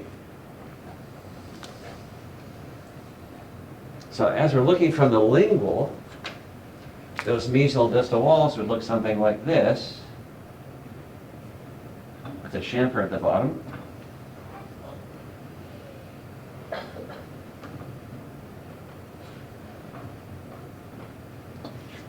And did I draw them? This was a little bit over tapered. It's always hard to draw the taper well when I'm looking from the side. A little more taper over here. Well, I got a little taper between the mesial and distal walls, a little convergence, I should say. So each wall has taper, and then between them there's a certain amount of convergence. Chamfer at the bottom. Chamfer margin comes around the lingual. So it looks like those two walls are converging occlusally. When we look from the lingual and we're doing it, we lean the burr toward the axis on this side, toward the axis on this side. If we keep the angulation toward the axis equally all the way along until we get to the flare line on each side, then those walls should be totally convergent. But we can't tell, looking from the lingual, we can't tell very accurately from the lingual whether those walls are totally convergent or not, because there might be some place farther facially that we can't see where there's an undercut. So in order to evaluate the draw totally from the mesial wall to the distal wall here, we can't just look from the lingual. We do that when we're cutting it, but when we evaluate it, we're going to look down the axis. So when we're evaluating draw between two opposing walls, we look down the axis, and what do we look for? What do we want to see when we look down the axis and look at the mesial and distal surfaces of that tooth? What do we look for that makes us think that those two walls converge? We look for the margins, okay? So that's what a lot of people are told. That's not good enough, but there's a certain value to that. But we're going to determine what it means, what the consequences are, or what the consequences may be if we see the margins and only the margins. So we're going to analyze that a little bit. Because we have to be able to look at our prep and determine whether it works. We have to determine whether it has draw. So we have to be looking down the axis in order to do it. Okay, so how do we look down the axis, first of all?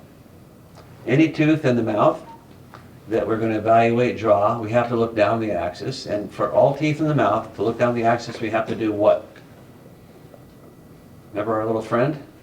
Mirror. Mirror. We have to use a mirror. You can't look down the axis of the tooth without using a mirror. Okay, so we're looking along this way, the mirror is 45 degrees, then we're looking vertically down the axis. So upper arch, lower arch, whatever, we have to be looking in the mirror down the axis. So now, this is going to be a very strange question. Okay? And you're going to be surprised by the answer. And the answer to this question has been published, but it's wrong. So we have to figure it out for ourselves. So, first of all, how many, when I look down the axis in the mirror, I'm looking right down the axis, are there different ways of doing it? How many different ways are there of looking down the axis in the mirror? Seems like there should only be one, right? But there are 6.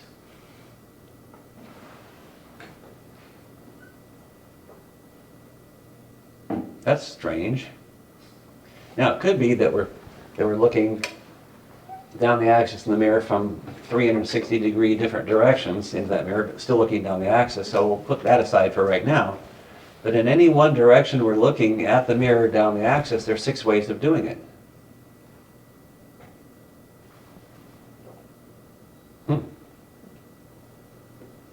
Now, when you studied how to make crowns, if you have that much time that you spent studying how to make crowns, and when you read about how to check draw by looking down the axis of the mirror, do you remember what you were told? You had to do something before you could actually look down the axis in the mirror. What did you have to do before you evaluated draw? Remember what you read?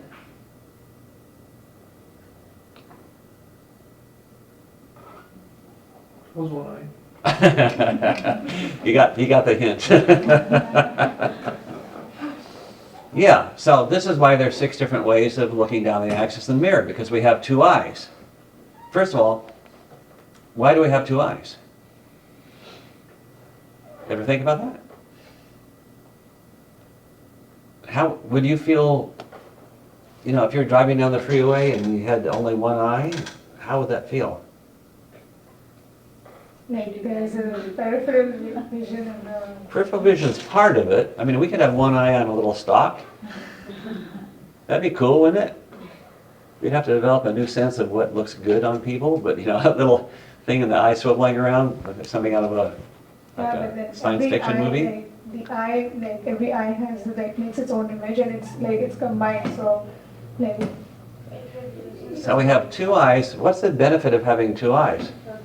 It's not just peripheral vision. Depth perception. So we can see how far away things are. Okay? So if I'm looking down the axis in the mirror and I'm seeing the wall of the prep, I can see the difference between the bottom of the wall and the top of the wall. If there's any kind of a defect, I know where it is.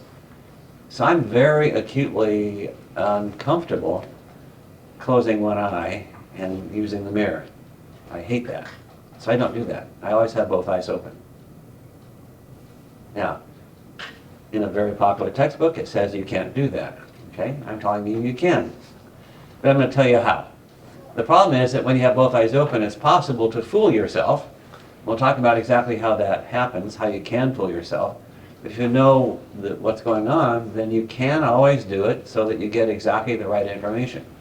But you have the advantage of having depth perception, okay, which I particularly like. Now those 6 different ways of looking down the axis in the mirror, okay, that's based on the fact that we have 2 eyes. There's way number 1, close both eyes. Okay? I don't recommend that. Okay, the second way, close the left eye and look through the left eye. That's also not very highly recommended. Close the right eye and look through the right eye. Also not highly recommended. So now, if we close the right eye and look through the left eye, okay, we could see what we're doing. We could close the left eye and look through the right eye, or we can have both eyes open. So those are the 6 different ways. Okay, so the open eye technique is certainly the best. But let's evaluate draw using just one eye. So let's say I'm closing one eye. Whether you close the left or the right depends on whether you're right eye or left eye dominant. Doesn't matter. So let's put the eyeball up here. And now we're going to look, we're looking down the axis of this prep over here. And if I look to see the margins, okay, I'm going to erase these undercuts right now. If I look to see the margins, I'm going to be looking down here. And I can see the margin here. And I can look down here and see the margin over here. Does that guarantee my prep has draw? No, because I could still have an undercut like this and still see the margins. So those two walls diverge occlusally, but I can still see the margins past those bulging out areas.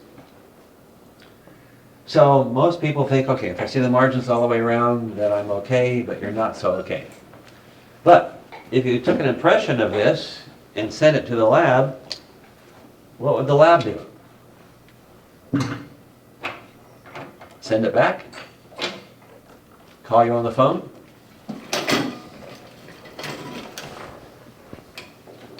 They just put the crown based on this removing one of the They just make the crown anyway? Would they trim the die so it draws? Now then we have a problem, because when they send you the crown, it doesn't fit the prep you did in the patient's mouth. Okay? So it won't seat. Now if they communicate with you that they're trimming the die, then and you guys work it out so you can trim the patient's prep exactly the same way, then the crown that they make, you can make it work. But that's really tricky, and you have to have a very good relationship to your lab tech. If you're sending undercut preps to them all the time, they're just going to make a crown, and they'll try to make it so it actually seats, but this is what they have to do. They have to block out the undercut. They take some kind of block-out material and fill this area in. So they add material to get rid of the undercut instead of cutting away the excess food structure. So they don't trim the die, they just build it out at the bottom. And now the gold crown that they make will be pretty thin. It's going to be a lot thinner than maybe you intended. So it's going to get real thin down there. And then when it gets thin in that area, it's going to tend to distort a little bit, and then the chance of having an open margin is pretty high. So if you have any undercut, then that's going to be a failing prep. But typically there's lots of undercuts. When you go to labs and look at the cases, you're going to see a lot of undercuts. And you'll see the labs are just blocking them all out all the time. So the crowns won't be very good, but at least the crown can be made, and the dentist will cement the crown for sure. Now it won't be as retentive because the crown's actually not against the prep. There's a lot of what's going to be cement between the crown and the prep, so it's not as retentive as it would be normally. But if the walls are tall enough and there's not too much taper, it's probably going to be okay. Okay, too much taper in other places. All right, so what we really want to see when we look down the axis in the mirror is we want to see the walls. We want to look down here and see the wall, not just the margin, but we want to see the wall itself on both sides. So I want to see both walls at the same time. Okay, so if I'm using one eye and I look down, I see both walls, I know I'm good. Okay, see both walls over here, so I know it's convergent occlusally. Now let's take a look and see what happens when we have two eyes. So we might do it this way. This would be the wrong way to do it. If I have two eyes and put one here and one over here, now one eye sees this wall even if it's undercut, and the other eye sees this wall even if it's undercut, because I'm looking from two different directions. So one eye sees the mesial wall, one eye sees the distal wall, and even though they're undercut, I can see them both, so I think it draws, but it doesn't. Okay? So with two eyes, you have to be careful. You cannot check draw between two opposing walls when you're when those walls look like they're on the right and the left, because then your right eye sees one wall and the left eye sees the other. You're looking from two different directions. You'll be looking from one direction. So you're checking draw between two walls like this. They can certainly have an undercut and you won't see it. If you check two walls like this, with both eyes open, one eye, both eyes, one eye, the other eye, whatever, you see the wall the same no matter what. Over here, whether you have right eye or the left eye or both eyes, you see the wall here and you see the wall here. So you can evaluate draw between two walls that appear horizontal. You can't evaluate draw between two walls that appear vertical when you have both eyes open. So if you understand the difference, then you can use both eyes open. If you don't understand the difference, close one eye. All right? So for example, on this prep, if I'm looking down the axis, I'm going to turn my head this way so the mesial distal walls appear horizontal. Okay? I'm not going to look at it this way because here they appear vertical. And one eye sees one wall, one eye sees the other, so that won't work. Okay?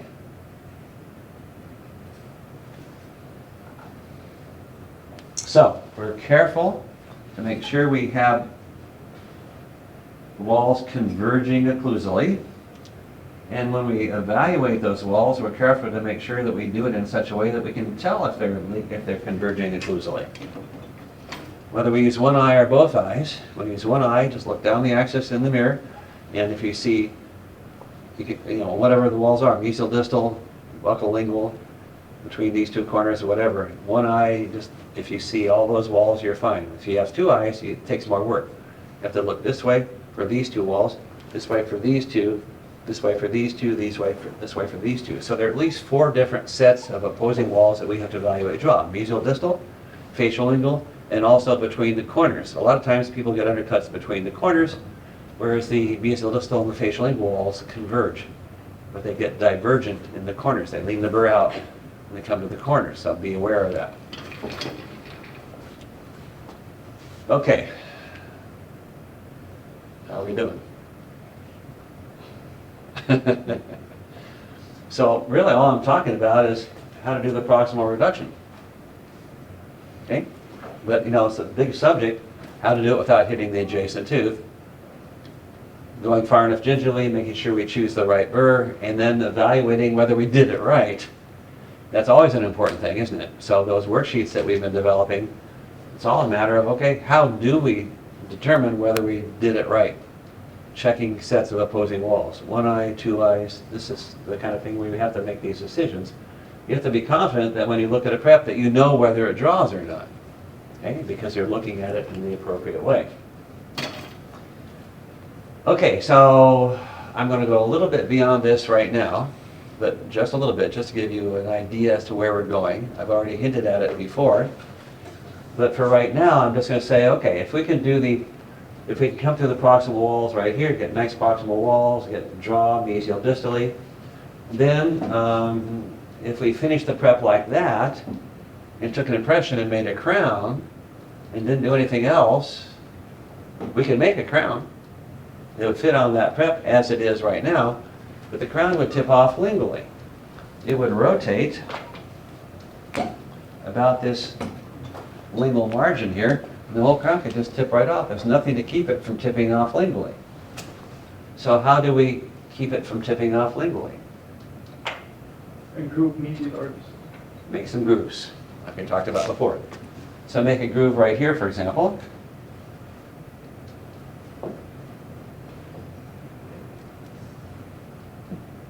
Or the same thing on the upper. And the lingual wall of that groove and the lingual wall of the prep, we'd like them to converge at about a 10 or 12 degree angle. So that's the convergence between those two walls. So the lingual wall of the groove is what provides the resistance form that prevents tipping off lingually.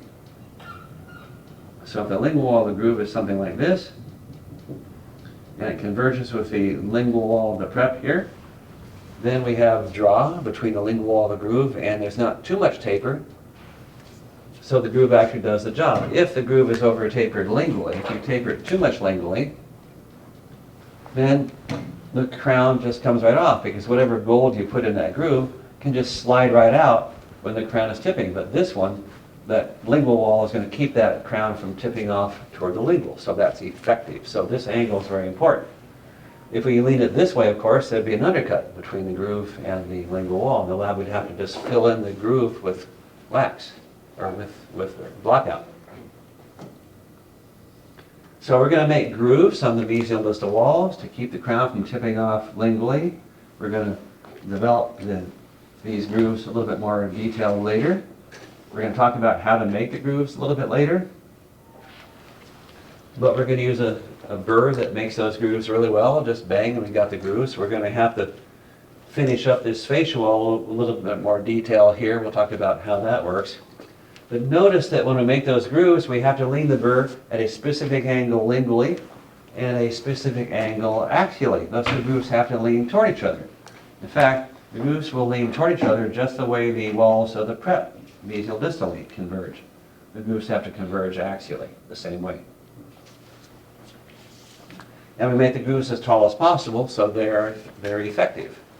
Does it make a difference where you place the grooves, either buccally or lingually? Not too much. Certainly if we put it way over here, it wouldn't be very effective. In terms of maybe not having enough tooth structure there, it might even break tooth structure and this kind of thing. Out here, we're going to put the groove, then we're going to finish the smooth continuous margin around through here. But if we're making a groove, the most important thing is that it's as tall as possible. Okay? If you put it here, it'll be shorter. As we go out here, it's taller. If you have full crowns, and it depends on how tall the walls are mesial distally and so forth, wherever, if you put the grooves mesial distally. So we might put it toward the facial or toward the lingual, just because that's where the walls are taller. Okay? Not too close to the corners though. Okay? But typically in a 3/4 crown, we're putting it out fairly close to the facial. We bring the chamfer out far enough so we're just about to get out. We got some clearance with that margin. We have to get clearance with that margin, which we'll talk about in a little bit. And put the groove pretty close to that, and it's typically going to be tall enough, and that'll work out fine. Okay? You can put the groove farther lingually, but then to get from the back of the groove all the way out to that facial margin with this flare that we're going to cut, it requires much more skill. So tend to keep it as close to where the chamfer stops as we can.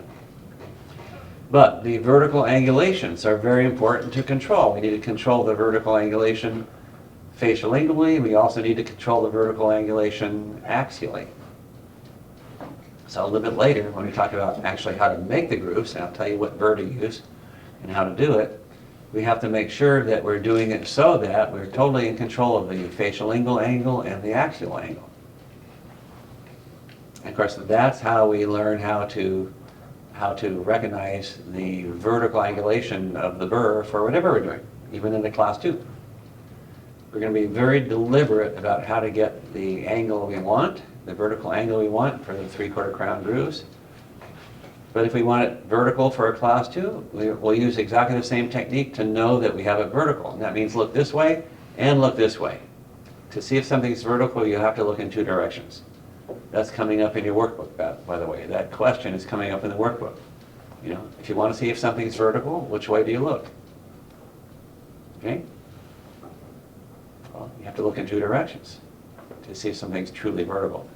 This way is not enough. You also have to see whether it's leaning that way. Okay?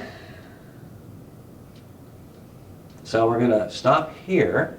And so all I'm going to do is demonstrate how to do the proximal reduction. And we've been doing all this talk, but all we're going to do now is just the proximal reduction. We're just going to go through that contact the way that you started to yesterday. We'll do that on all 4 preps. Start on 19 and 3. And then by the time I check your homework, we will have the other ones ready to go. I'll check your class 2 homework sometime today too, because I didn't check your 18 and your 2 yesterday for most people. But anyway, we'll make sure you have these preps ready to do the proximal reduction. You'll do the proximal reduction on all of them. And then once everybody has that to a point where they're ready to make grooves, we'll get back up here on the board. We'll talk about how to make grooves and then how to finish the details of the prep. So we have an actual working aesthetic gold crown prep. Okay, so we're going to learn a lot of the basically the qualifications or the criteria for doing a gold crown, an aesthetic gold crown, based on the physical characteristics of the gold and what we're trying to accomplish on the patient's tooth. But we'll talk about that in much more detail coming up. Okay, any questions right now? Huh? When we're doing proximal reduction on the lower molar, there are high chances to completely cut through the distal buccal cusp. Well, the distal cusp or the distal buccal? Distal, sir. Distal cusp. Yeah, hopefully, because we haven't reduced it very much on the occlusal yet. So yeah, so we have the distal cusp here. We did 1, 2, 3. We reduced part of the distal cusp on the occlusal, and then we have that sharp edge. That's going to go away when we do the axe reduction on the distal, and then we'll take our lingual bevel all the way over onto that when we bevel here, and that's basically going to take care of that distal cusp. There won't be much of it left, and what there will be reduced enough, and it's going to be rounded and not too sharp.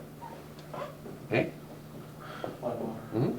So when, like how I was taught was when you see the taper and the margins, like we saw with one eye out over, Mm-hmm.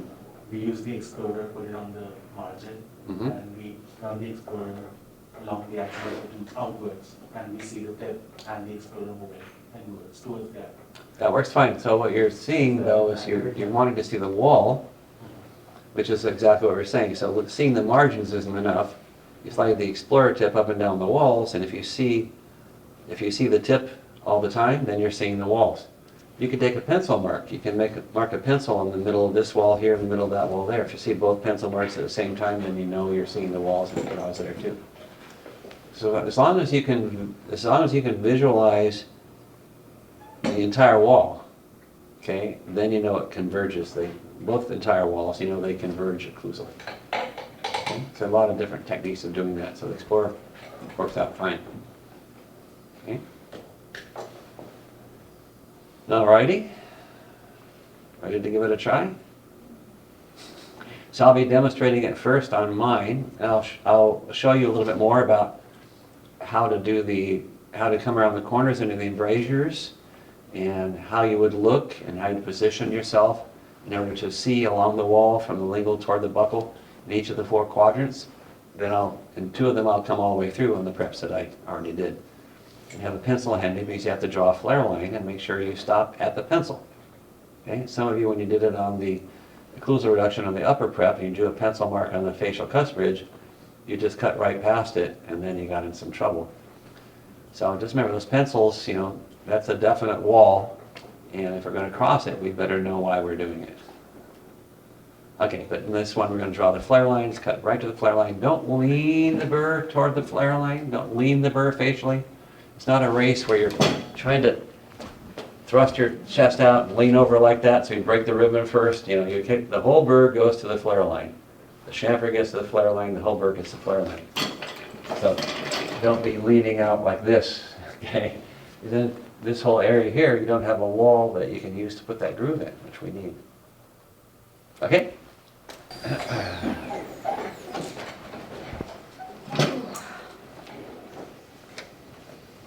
All right, well that was challenging, huh?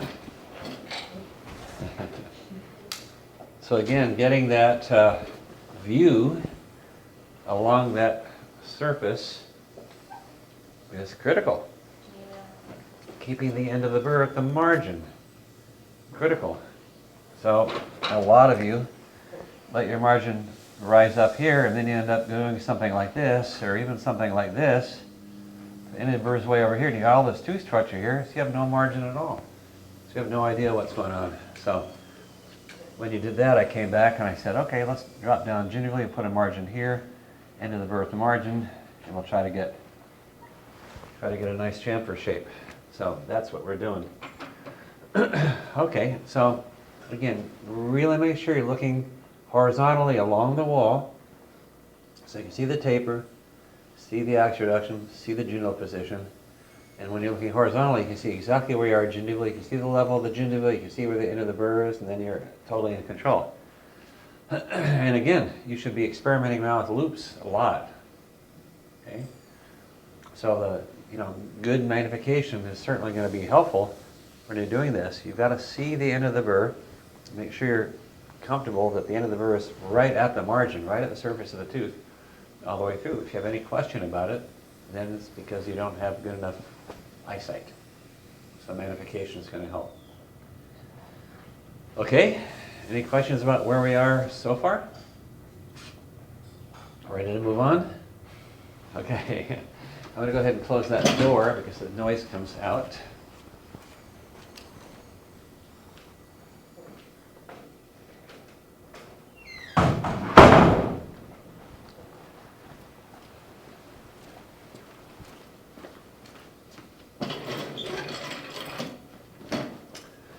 Okay, so now we're going to make some grooves. So we have a nice burr that does a very good job for us. We've got walls that we can put grooves in. So as long as we got walls that have nice taper and a nice chamfer at the bottom, and then we can put a groove in that wall. We use a burr that's this shape. It's a tapered Fisher burr, 170L. Very useful burr. So we take that burr, we lean it at the right angulation lingually, we make sure it's leaning axially, and we punch it into the tooth. Make sure it stays above the level of the chamfer. So you see here, it's at the level where the chamfer starts to curve outward. That's where we put the bottom end of the burr. That's where we make the bottom of the groove. Now, of course, we know we want to lean the burr a little bit lingually. We know we want to lean it a little bit axially. We know we want to see where the end of the burr is. Can we see all three of those things when we're making the groove? And if so, how do we? What do we do? Parallel Parallel to what? to the surface and Which surface? Yeah, so I'm going to be, pushing you to communicate very clearly. I'm going to pretend like I just don't know what I'm talking about at all. I want you to Can you repeat what you were like? what I was asking? Yeah. Yeah, and then you maybe can repeat what you were answering.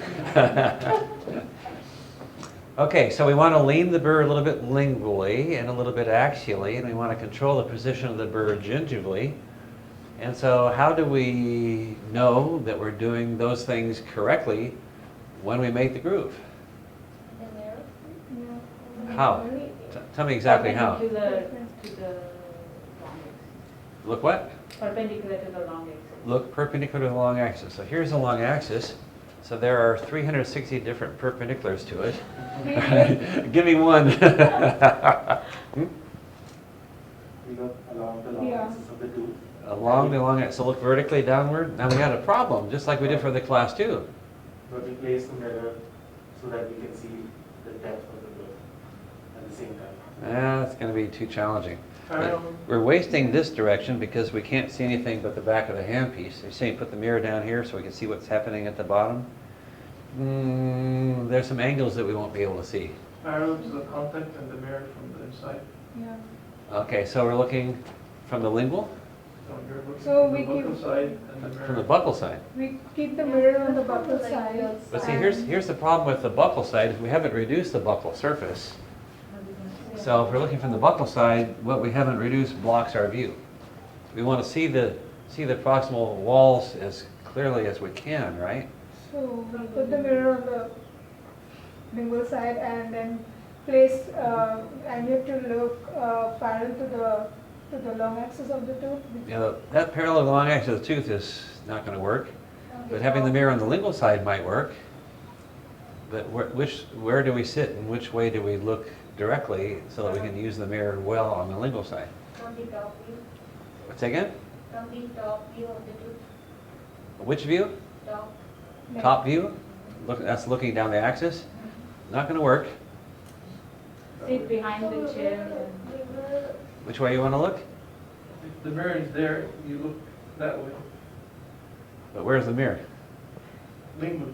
Okay, so put the mirror on the lingual. Where are we going to sit?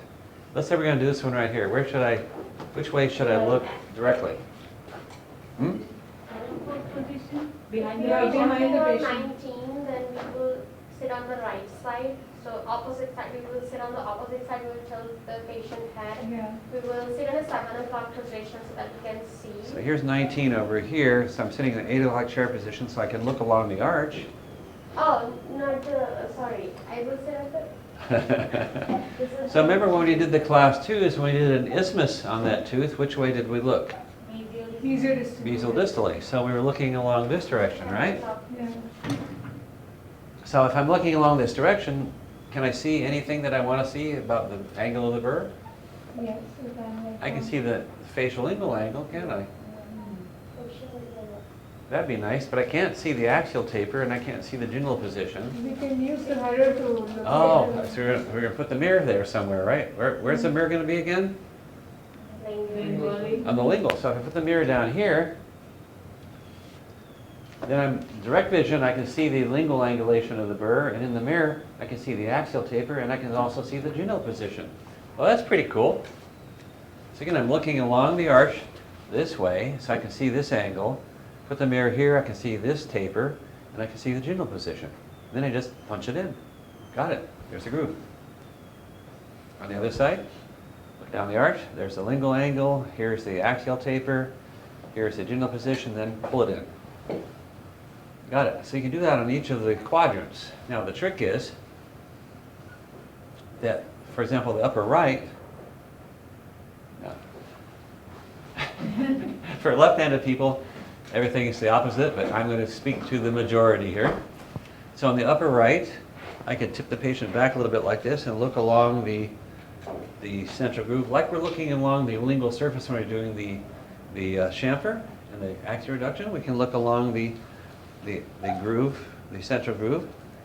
I can put the mirror on the lingual very easily, put the burr on the mesial side. By direct vision, I see the angulation this way. In the mirror, I see the angulation axially. I see the gingival position, then punch it in, pull it in. Good. On the lower right, we just decided, sitting in the front, the mirror goes right on the lingual side. I can look down the arch. I can see the angulation, the taper this way, and the gingival position. That's pretty good. Now the upper left. So I'm looking along the arch, and the mirror's on the buckle. How'd I get there? Oh, that's right, I'm holding it in my left hand. So it naturally goes on the buckle. So I'm going to have to take the mirror. I got to get it on the lingual. You've got to see from the lingual because that's the only place where your view isn't blocked. You can see right along that wall. So on the upper left, I'm looking along the arch this way, but I have to bring the mirror around behind the handpiece onto the lingual side, and that's kind of awkward. So for right-handed people, that upper left is awkward. But we can do it. I'll show you how we can do it. Now the lower right, you might think if you're sitting in this position looking along the arch like this, the mirror goes on the buckle, right? Well, you don't have to. You can sit behind the patient when you're doing the lower right and look along the arch upside down. Put the mirror on the lingual, goes right on the lingual. Then we can see the lingual angle, the axial taper, gingival position, punch it in, pull it in. So lower right's easy, upper right's easy, lower left is easy. Upper left, a little more challenging. But again, in each area, we have to have a mirror on the lingual. We have to see along the wall or along the arch. Then we can see every angle that we want to see. All right? So now we're in total control of the vertical angulation and the gingival position of a burr when we're doing something. So keep that in mind when we're doing the class 2s again also. Okay? So we can punch these grooves in pretty easily. And then we have to finish the facial side of these grooves. We made flare lines, and we use that term because we're going to flare the facial side of that groove. Right now, we have a groove and we have this sort of chamfer area, and there's a bump in between. We want to clean up that wall. And most importantly, we want to get the flare coming out at a nice angle.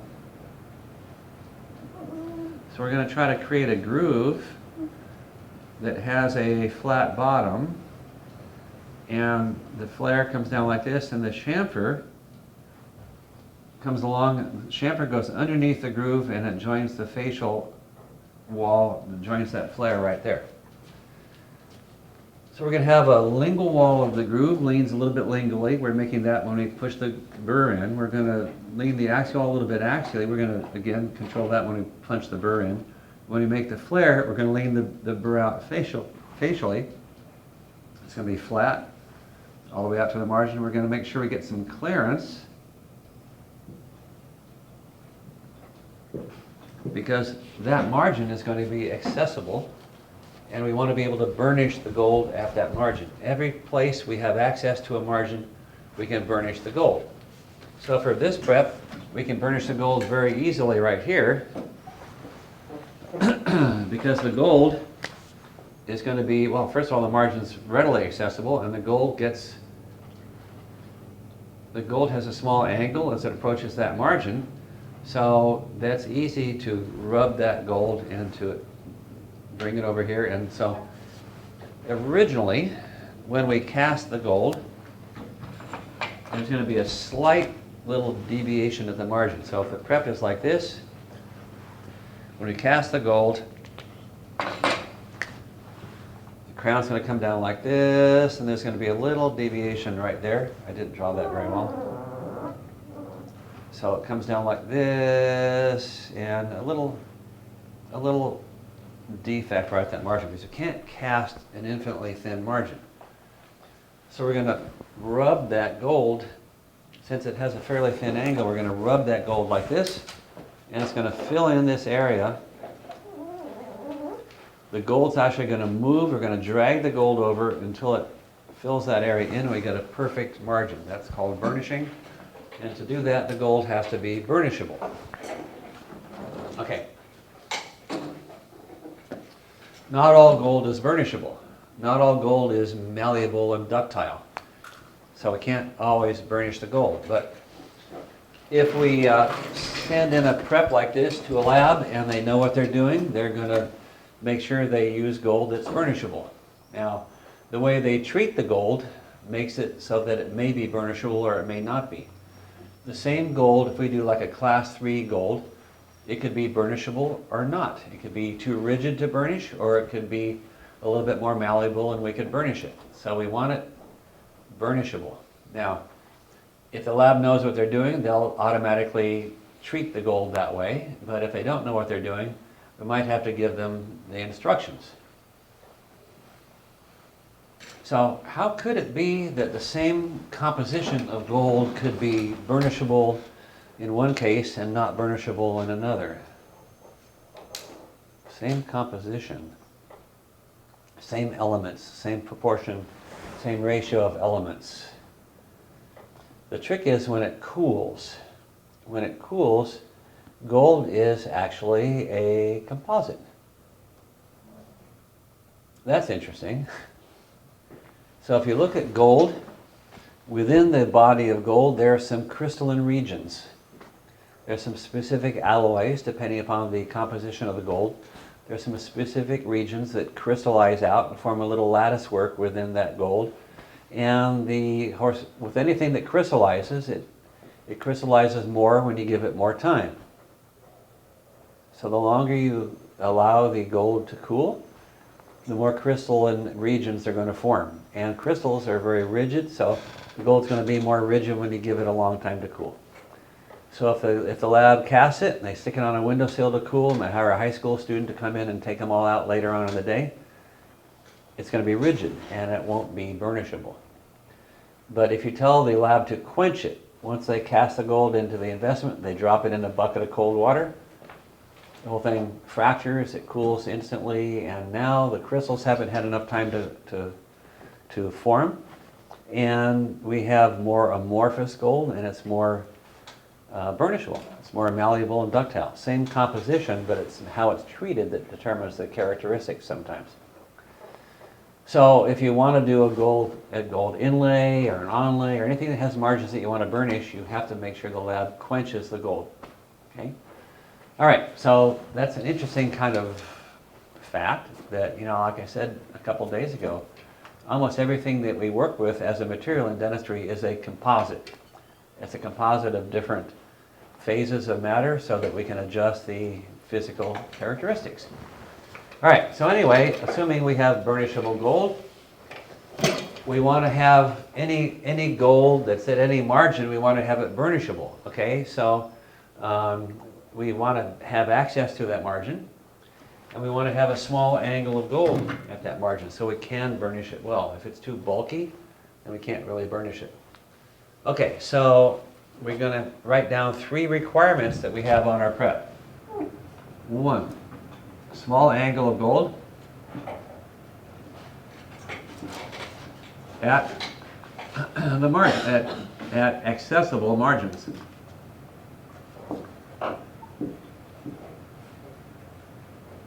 So if it's an accessible margin like the facial margin out here, a small angle allows us to burnish it. And that's a big margin, very easy to access, so we can burnish all the way along that facial from the flare to the flare. Now, if we get a flare that has enough clearance at that margin, if we flare the groove and get enough clearance at that margin, we have access to that margin. And if we flare it so the angle of the gold is small at that margin, then we can burnish it. So that's the goal with the flares, is to get the margin into an accessible area with an angle that can be burnished. That's why we're flaring. Okay? If it's accessible, that means it's visible, right? No. The instrument will come at it from a direction that the eye might not. All right? So we can burnish this margin right over here, you know, like this, but it's still hiding behind the bulk of the adjacent tooth over here. So by accessibility, does it also mean clearance? Because, Well, it's certainly related. You know, we have to have some clearance here to have it be accessible, but we don't have to have enough clearance so that it's visible. okay. There's a range in between. It's a good point.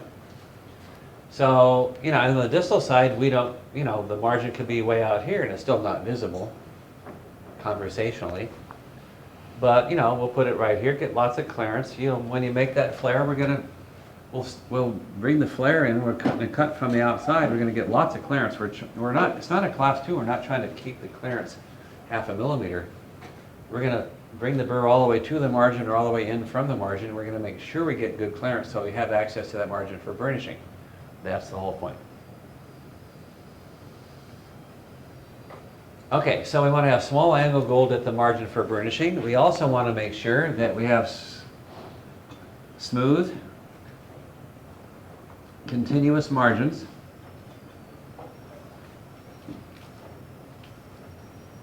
(360° all the way around the tooth). Okay, so for a full gold crown, that's a little bit easier to achieve. We have a chamfer that goes all the way around, right? Now, some people make a chamfer that comes around like this, and then they make a chamfer that comes around like that, and they end up at 2 different levels. Okay, that's not good. That's not a smooth, continuous margin, but it's actually hard to make that mistake on a full gold crown. Okay, so let's make sure the margins are smooth and continuous all the way around, then we're good. This one's a little bit trickier, because we're going to make a flare, and if I draw the flare from this view, the flare is going to come out like this.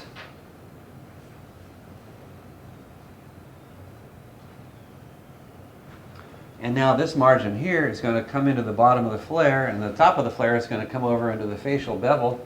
We have the A-plane out here, which is going to be a bevel. We have to make sure we get smooth, continuous connection between the chamfer into the bottom of the flare and this bevel on the A-plane into the top of the flare. So I have to deliberately do that. Again, we have a margin that goes here and it goes up the flare and it goes onto the occlusal surface. We want to make sure that transitions between them are nice and smooth. So nice, flowing, smooth, continuous margins, 360° around. Now, item number 2, smooth, continuous margins. That's true for any prep that we're going to do. Ceramics, gold, PFMs, full coverage, partial coverage, whatever. Smooth, continuous margins all the way around, or we can't cast gold in the sharp corners.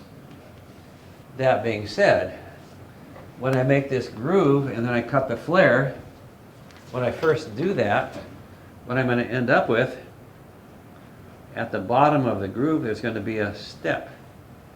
So I cut the flare, and then there's a step at the bottom of that groove where the chamfer doesn't quite connect to the flare. So what it's going to look like at that point is this.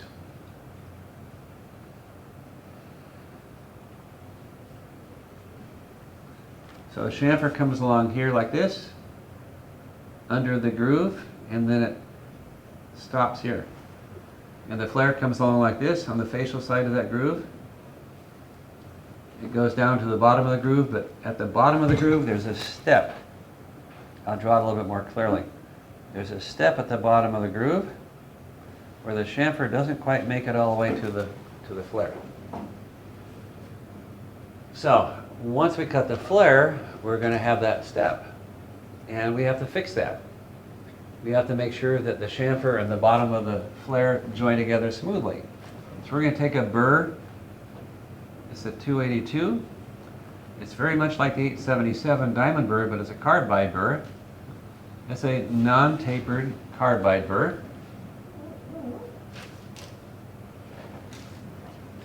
And we can use that burr. We'll use about this part of the burr right here, just a little part near the tip, and just go dip, dip, dip, and make that change. So now we should have the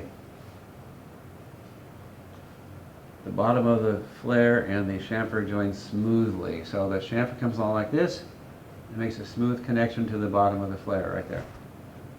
We just get rid of that little step with the 282, just nip, nip, nip. It takes just a second or two. But the chamfer has to join smoothly to the bottom of the flare. If we were to try to cast gold into this sharp corner here, it wouldn't cast into that corner. There'd be a little void, and that's where it would fail. So we're always concerned about any kind of a sharp defect in a margin. It has to be smooth and continuous, or we can't cast into it and it's going to fail. Okay? Now the third requirement, this is the last one that we're going to do. Third requirement is rigid gold at all margins. Okay, now as far as the genital margins are concerned, where the chamfer is, we got plenty of thickness, plenty of rigidity. That's not a problem. So wherever there's a chamfer or on a full gold crown, we don't have to worry about this at all. As long as we get enough axioduction, nice chamfer at the bottom, we got plenty of rigidity in that area. But out here on the facial margin, right here, we have the gold coming over the functional cusp, and it's hanging out there on the facial margin. And it's quite possible that this would tend to be a little bit more flexible since it's burnishable. It could also be a little distortable if it's too thin and not rigid enough in this area. Now, it sounds like we have kind of a conflict here. Because we want the gold to be malleable and ductile in order to be burnishable, but we also want it to be rigid. So how can we reconcile those two, what seem to be conflicting needs? How can we make the gold more rigid even though it's fairly malleable? Huh? Adding metal alloys, Say again? adding metal alloys to We're same gold. We're not changing the alloy, we're just changing the prep. I want to find out how we can do the prep so that the gold in this area is more rigid, even though we also want it burnishable. Changing the point angles, the line angles and the point angles. In what way?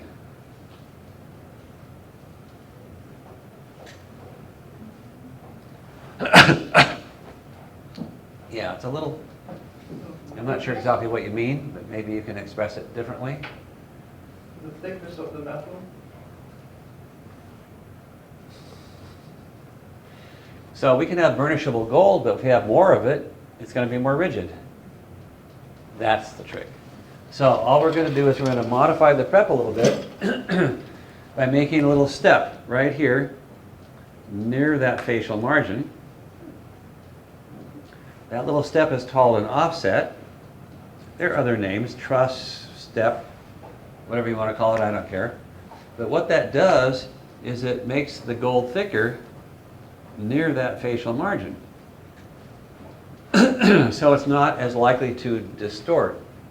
Even though it's still the same gold, it's still burnishable, and we can still burnish it to that margin. It's less likely to distort or bend as because we've got more bulk. Okay? That's kind of cool. So we make this offset. We're going to bring it around like this, all the way from one flare to the other. And between the offset and the margin is basically a bevel. We have a bevel here. So the A-plane that we've already made, that's the bevel. We're going to put the offset a little bit away from the margin. So it'll leave some of that bevel while it makes the gold more rigid at that margin. So the offset's going to run around like this, but don't touch the facial margin with the offset or you've lost your bevel. And you have to add it back again, which is a little bit awkward. Okay, so when I make the offset, so I have an offset coming around like this. So here's the bevel coming around that facial surface. As it gets to the top of the flare, there's a sharp corner. Just like over here, at the bottom of the flare, before we used the 280 tuber, we had a sharp corner. And again, we need to have smooth, continuous margins all the way around. So when we have the offset coming around like this, and we have the bevel coming around like that, we take our burr like a 170L and just rub it around that corner. Just go like this, and we can make a nice, smooth, rounded transition between the bevel and the top of the flare, just like you made a smooth transition between the chamfer and the bottom of the flare.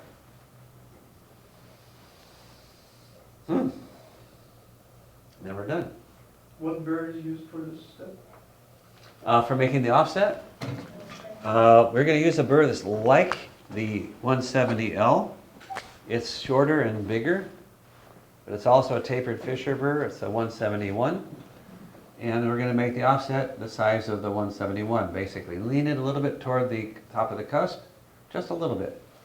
And then run it around that area. Just stay away from the margin. Leave a little bevel. And then, of course, once we finish that, we're going to round over the corner into the top of the flare here and over here as well. Okay, so now we've made a prep that meets the requirements of the teeth and meets the requirements of the physical properties of the gold. Okay? Now, we haven't talked yet about how to make the flares. That's a little tricky, so we'll talk about that in just a minute. But we got the prep done, okay? And we know what the requirements are. The important thing is that we understand what it means to draw, what walls have to converge, how to make the grooves so that it's leaning the right way lingually, that it converges axially, and it doesn't damage the chamfer at the bottom of the burr when we make the groove, so that we can make smooth, continuous margins. We talked about how to do that. The only thing we haven't really talked about yet is how to make the flares. We're going to make the flares with the same burr that we use for making the grooves, but it requires a little bit of thought, so we're going to talk about that in just a minute. But first of all, is there anything you may or may not understand about the design of this basic lower molar 3/4 crown? Anything you're not sure why we're doing it, or what the design aspects really are? Did not understand the offset and merging it. Okay, so the offset, we're just increasing the bulk of the gold near the margin, and increasing the bulk of the gold makes it more rigid. Okay, because again, this part of the crown is out past that functional cusp, and it could be kind of weak out there. Okay, we're kind of worried about the gold over that A-plane. It might be a little flexible, so we make it thicker near the margin by making a step, and that increases the thickness. Instead of having the gold this thick in that area, it's quite a bit thicker. It's this thick right here, and that makes all the difference in terms of any deformability that there might be. So again, the gold is more rigid at that margin, or near that margin. Doctor, can you show me, can you show the offset on this, like where exactly would it be? And How do you make it? Yeah, how will you make it, like, let's say in the prep, like after you make the grooves, so where will the offset exactly be? Okay, so I take the 171 burr, Yeah, and I put the burr and I cut, I'll make it in red, I cut a step into the A-plane with the 171 burr. So here's the burr, I'm cutting this step right here. The margin of the A-plane is the same as it is now. yeah, We're just cutting a step right there, and we're coming around like this as we go, cutting that step. And we're starting right here, lean the burr a little bit toward the top of the cusp, and just cut a step in that plane all the way around like that. With the burr leaning a little bit toward the top of the cusp in each area. And just make sure you leave a bevel, so don't cut all the way to the margin. So you're just going to leave part of the A-plane as the bevel on the outside of the prep at the margin. so it's not the proximal areas, you're not touching the proximal areas? No, it's the facial margin. Okay, got it. So at the A-plane, you just like put an additional bevel. No, we're making a step and leaving the bevel alone. Okay, so just like dividing the A-plane into like additional two planes. Like if you Well, put in yeah, that- you're making a little L-shaped cut, or a little step, somewhat away from the margin that's there now. And then between that step and the margin is a bevel. But it's there right now. You've already got it. Okay, Okay. got it. So we're just putting a little step in the A-plane. But don't touch the margin, or you lose your bevel. Okay. got it. Okay? Remember, all crowns need to seat at an angle. So we're going to make that bevel so that the gold seats at an angle, and of course it makes it so it's also burnishable, because it has a nice small angle so we can burnish it easily. Okay. Do the grooves need to be on both sides? Yeah. Yeah, for the 3/4 crown, we really need to have grooves on both sides. There's too much happening in this corner. Can we bring the grooves a little bit more lingually? Yeah, you could do that. So for example, on the upper one, if you wanted to make a groove right here, Yeah. you could. And then you have to flare all the way out like this. And that long flare is something that's a lot of people have trouble doing. We'll talk about how to make the flares. And, you know, some of you are going to make your grooves farther lingually than they should be. And there's going to be a little bit of a struggle to keep that flare really flat all the way to the margin and, you know, get the clearance that you need. But we'll talk about how to do it. You might want to try it that way.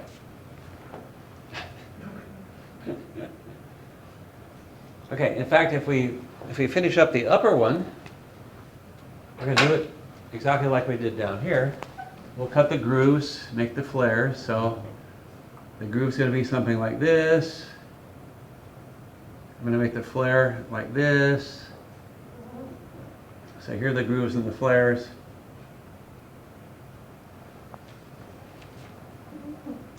So groove, again, I'm not damaging the gingival margin. Make a groove, come in like this. When we make the flare, we come out this way. The bottom of the groove is going to be something like this. Flare is going to come down like that, make a smooth connection to the chamfer at the bottom. Now, so making the groove in the flare is the same on the upper one as it is on the lower one. We put the groove right near where the chamfer stops, which is where the flare line was. We flare along the flare line. Now we need to finish a couple things on that A plane there. We're going to make so once we've got the groove and the flare in this area, we're going to make a little horizontal bevel on the top of the facial cusp, like a little micro bevel. If we make too much, then we might see the gold, and we don't want to see that. The gold's going to come around, it's going to just come over that cusp and come down to the crown like this, so there's going to be gold here. But if the gold has the right contour, if we contour the gold correctly, when the light comes in the patient's mouth and reflects off the gold, it doesn't come back out of their mouth. The light reflects off and goes this way. So again, whether you see gold or not depends upon the contour. So if you have light coming to the mouth and it reflects off the gold comes back out of the mouth, it might go into your eye. When it goes into your eye, you see the gold. If it reflects this way and stays in the mouth, then you can't see the gold. Okay? So again, look on my website for the onlay and crown part. Look for the pictures of Mary on her onlays, and you can see when you can see gold and when you can't. Even though the gold is in the line of sight, it might be invisible. Okay, so we've made the grooves and flares, and we've beveled the facial cusp bridge. That bevel, of course, we want to make sure that we make a smooth connection between the bevel and the top of the flares, because we need to have smooth continuous margins. We can't have a sharp edge where the bevel comes to the top of the flare. And of course we make the chamfer join the bottom of the flare smoothly, which we do with the 280 tuber after we make the flare. Then all we have to do is consider, okay, do we have rigid gold at all margins? We're worried about the facial margin. If we're worried about the facial margin up here and how strong the gold is there, then we're going to make an offset. We'll make an offset on the maxillary prep right here. So this A plane has planes, right? Up and down, nice ridges and well-defined planes. So we're going to come up and down each of those planes. We're going to use the same burr, the 171. We're going to lean the burr toward the top of the cusp a little bit, which we always do. We're going to come up this plane, down that plane, up this plane, down that plane. And most importantly, we're going to stay away from the facial cusp. Stay away from this bevel. So the distance between the offset and the facial bevel is going to be at least 1 millimeter in each of those areas. If you make it too close to the facial surface, like this, then you undermine all this enamel. Then we got a problem. So when you make that offset to strengthen the gold near that margin, don't get too near that margin. Okay? If you do, then all the facial enamel out there is undermined. It's going to chip away, and we won't be able to make a crown that works. Not without showing a lot of gold that we shouldn't have to. Okay, so that's the basics for how we finish these preps. Once we made the grooves, well, we've done the occlusal reduction, we've done the axial reduction, we've got the retention, we've got the resistance. So that's pretty good. The grooves go in pretty easily. Then we want to make the flares. I'll take a little, we have to talk about how to do that exactly. And then the rest of it, to finish it up, using the 280 tuber to get rid of the step at the bottom, making sure the bevel is joining the top of the flares, and cutting the offset. Those are pretty straightforward things. Okay? But the main failure on an upper 3/4 crown is putting the offset too close to the facial surface and undermining all the enamel. Okay, so you get the idea about how this prep is done? So again, if we didn't make grooves, the crown would just tip off lingually. So we make the grooves so it can't. And then we just have to meet those requirements in order to finish up the details of the prep and have something that works. Smooth continuous margins, small angle gold anywhere we can access it for burnishing, and make sure the gold's not too weak at any margin, and then we're okay. Do the grooves have to be facing each other, or it doesn't matter By facing each other, what do you mean? on the same level? Oh, okay. Do you mean they have to be the same place facially and lingually? Well, on the upper one, they certainly aren't, are they? So what does that have to do with? It has to do with where the adjacent teeth are, where the contacts are. So most of our preps that we do are in relationship to the adjacent teeth. So almost every prep we do is asymmetric. Now, if you go to UCLA or someplace and buy a set, I don't know if they have them anymore, buy a set of model preps that are done in stone, and they're big, huge things like this. I used to have a set a long time ago. But if you look at them, they're all single teeth, and so they're all done on a single tooth. So you don't have the relationship to the adjacent teeth. So they're always perfectly symmetrical. Okay? But clinically, that makes no sense whatsoever. That's why when I've done models, and I used to give out models to students a long time ago, I did preps on a whole arch, on 2 arches. I think I had 12 preps in a typodont. And we used to take impressions and duplicate that and then hand it out to students.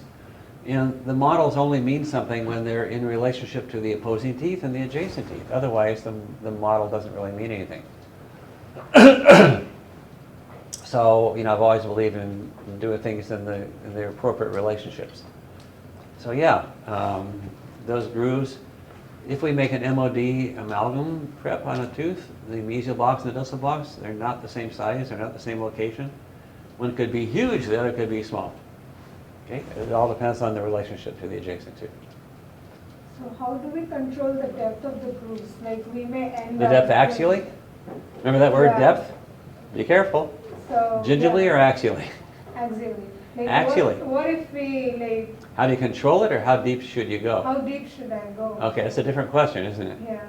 Yeah, you should go the diameter of the burr. And how do you control it? You just cut a little bit, and then you measure it, you look at it, you cut a little bit more, and you Okay. don't get too excited about cutting it, Don't go like, right? So yeah, the way I've drawn it, it's sort of about the depth matches pretty much the diameter of the burr. Something like that. That'll give you a little bit of a wall here. That wall should run mesial distally. So the textbooks say that wall should run mesial distally to get adequate retention and resistance form. Not true. And in fact, but we're going to do it that way because that's the way that it's done, in the academic 3/4 crown. When you're doing a 3/4 crown in a school, you do it like that. You cut straight in so the lingual wall of the groove runs mesial distally. But clinically, it's proven not to be necessary at all. In fact, there's a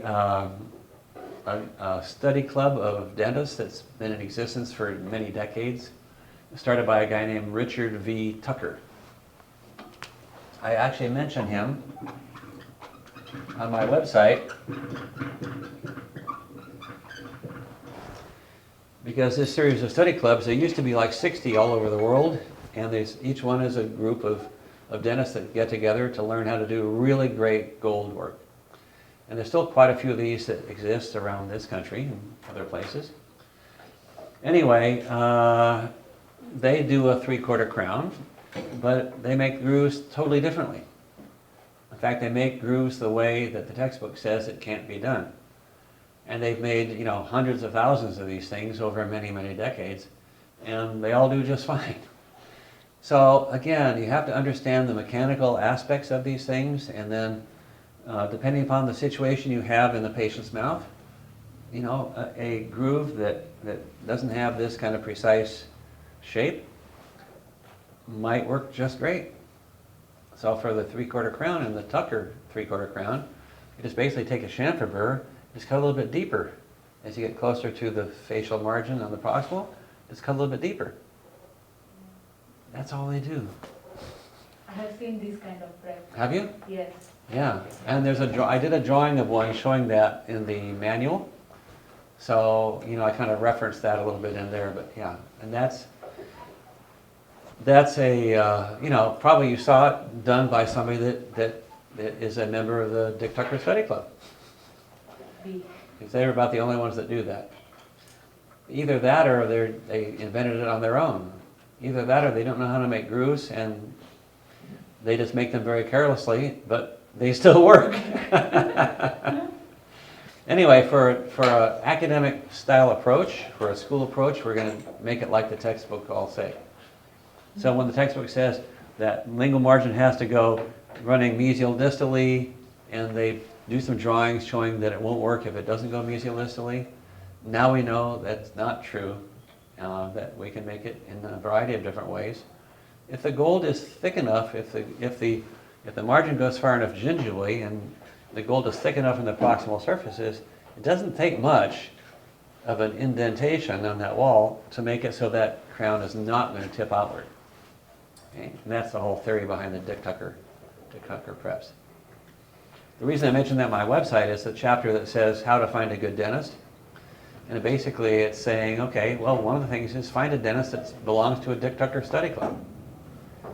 Any dentist that belongs to a Dick Tucker study club, like a dentist that's, you know, moving up the ranks in the American Academy of Cosmetic Dentistry, knows what they're doing. Okay? And they're really doing extra work to become, you know, extraordinary dentists. And there are some out there. Okay? I wish they were all doing that, but you know, if 5% are working at that level, that's a wonderful thing. We just have to find them. Okay? Let's talk about how to make a flare. This gets a little bit interesting. Because remember when we did the class 2s, when we cut from the, we always cut from the margin inward, right? What happens when we cut outward? Sometimes the burr goes, whoop, right? Or even if we're trying to cut from the outside in, if we're careless about it, sometimes the burr will go, whoop. He's on one of those two walls, either the facial lingual on one of those two walls, the burr wants to go outside. Okay, did you ever figure out why that is? That's the nature of it. Huh? That's the nature of the process. Well, it's the natural rotation of the burr. Okay? So for example, if we make a flare right here, here's the wall that we're going to make a flare on, or it could be the wall of a class 2. Here's the burr, and we're going to cut that wall with that burr. The burr turns clockwise, right? So when the burr turns this way, if it touches the wall, then like a wheel on a car, it wants to go out this way. That's the one where sometimes it goes around the corner and makes you very upset. But that's why we always cut from the outside in, especially when we have this corner, this wall where the burr wants to go outward, we cut in the opposite direction so we gain control. Okay, if the burr wants to come this way, we cut the opposite way. So we gain more control. So the other side, the wall is like this, and the burr turns clockwise. And if we touch the wall, the burr wants to move inward. And if we cut from the outside in there, like we do on the class 2s, that's safe. It just turns out that when we're cutting the flares, this one we have to cut from the outside in, but the flare that is safe to cut from the inside out is easier to cut. So cutting the flares, the inside out flare is easier to cut.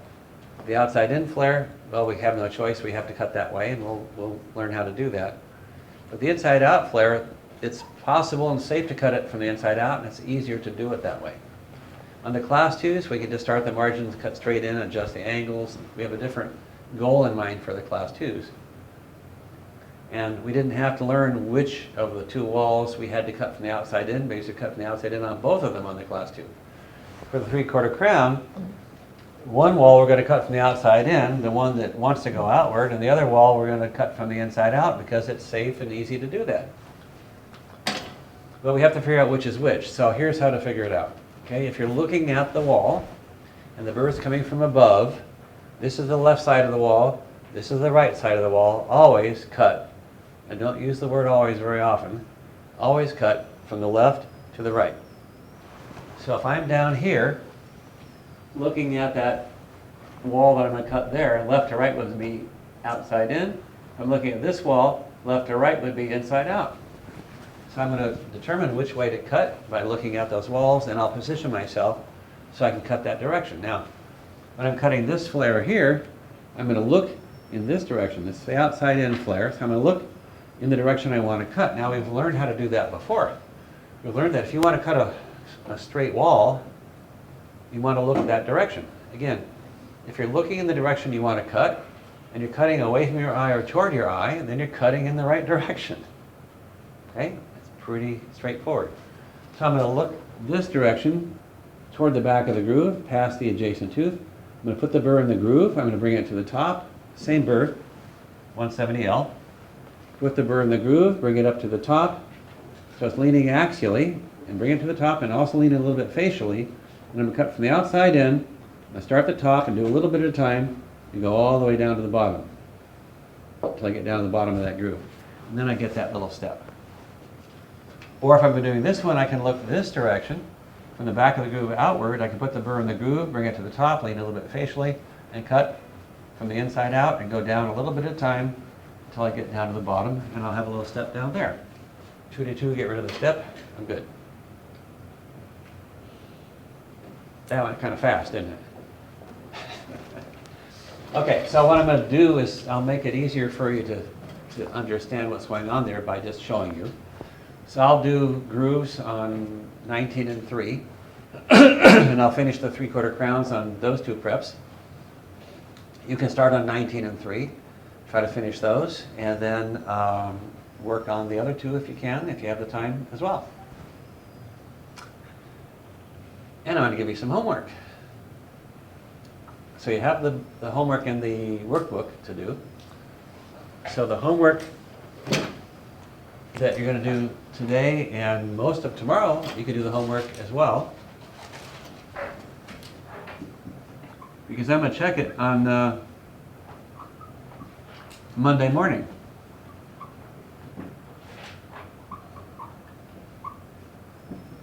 I'll be checking in at 7 o'clock on Monday morning. So you're going to have the rest of this afternoon, after the class is over this afternoon, you have the rest of the afternoon until the office closes to work on it. And you'll have most of tomorrow. Now Megan's going to work with you a little bit, she often does. And so, however much time you have tomorrow, you got a whole day basically. And then, she'll be maybe doing some other things with you, but you'll have most of tomorrow to work on these preps too. There are 3 preps. You should have time to do each one a couple times at least. So number 3, full gold crown. So you can do exactly what we've been doing. Occlusal reduction, lingual reduction, axial reduction through the proximal.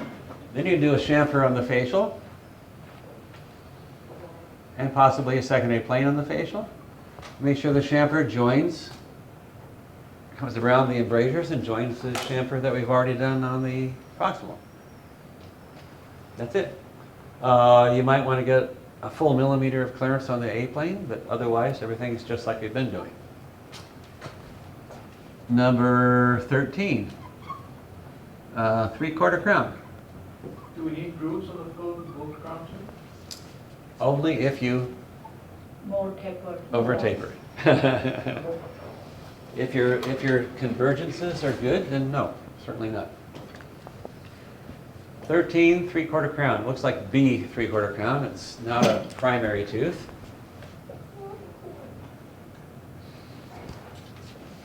So that's a premolar, in case you haven't got the numbers figured out yet. So that's an upper second premolar, and so it's going to look a little bit like half of the molar here, except for there's going to be a ridge here on the B plane. You're going to have 2 planes. And these ridges, you're going to move them mesially distally so they fit between the 2 opposing teeth. So you get equal clearances on both sides. So figure that out. So it's going to be only A and B plane? Well, and of course C plane. And on the premolar? Of course. It's a functional cusp. It's got contacts on both sides. You got to reduce both sides. That's B and C. Okay, and then one more prep. Number 19, MO amalgam. So again, we're staying with the class 2s as well. And if you can make a 90-degree angle, you can make an obtuse angle. So we're going to mostly concentrate on the amalgam. I really want to get those angles figured out. So you should be able to do each of those preps several times. And I'll look at them first thing Monday morning. Sorry. And then I'm going to give you another assignment. So we'll learn a lot over the weekend about doing these things. That'll really tie together what we've been doing all week long. And I'm going to give you another assignment on Monday morning to do 2 more preps that I want you to really master. You'll have all day Monday to master just 2 preps. And I'll be checking them on Tuesday morning. And Tuesday morning we start PFMs. We start our ceramic work. Okay? So these assignments over the weekend are going to really tie together everything that we've talked about so far. Okay? So for 3/4 crown, we always put retention grooves, right? Well, we always have to have retention and resistance form. Typically that's grooves. Typically they're made like this academically. They can be made in a clinical situation. They can be made a little bit more rounded, but we're going to try to do them precisely. And yeah, without them, the crown just tips right off. So clearly we'd have to have retainer grooves. Okay? Again, I want you to think really mechanically. So if you picture this without the grooves, then the crown just tips right off, rotating around that point. Okay, we don't want that to happen. Okay? And doctor, for the number 3, the full gold crown, so from the lingual we just go like to the proximal and we don't flare it, so we directly go to the facial, right? For the full gold crown? Yeah, you're going to go facially as far as you want. Okay. So there's no flare line. You can look from the lingual, come all the way through the proximal contacts, out into the facial. You look from the facial, you can go back into the proximal contacts as well. So yeah, in that case, since you don't have a facial wall to block your view, you can come into the proximal from the facial, you can come into the proximal from the lingual. Okay. Just make sure they match when they come together and you'll be in good shape. And since we've been learning how to work from the lingual and do these crown preps, we know that even with the full gold crown, we're going to have a lot more control than most people over the lingual half of that prep because we've learned how to use the mirror on the lingual and look around those corners. Okay, that's kind of a key thing. So I want you to take that skill out for a walk and see how it does. Okay?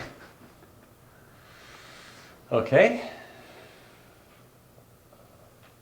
All right, so I'm going to demonstrate as soon as Charles can get set up. I'm going to demonstrate how to do grooves and flares and finish up these preps, and then you get to do them. And we'll have an hour and a half to try to finish your preps in as some 3/4 crowns. Okay? You'll find that making the grooves and the flares is easier than you're thinking. It seems like it's really detailed, but you know, as long as we're looking in the right direction, use the mirror the right way, then they're pretty straightforward. Most of you are going to do much better grooves than you're doing the occlusal reductions. Occlusal reductions are harder to learn how to do than it is to learn how to do the grooves. Okay? All right, so as soon as Charles gets set up, I'll demonstrate and then you guys can get started.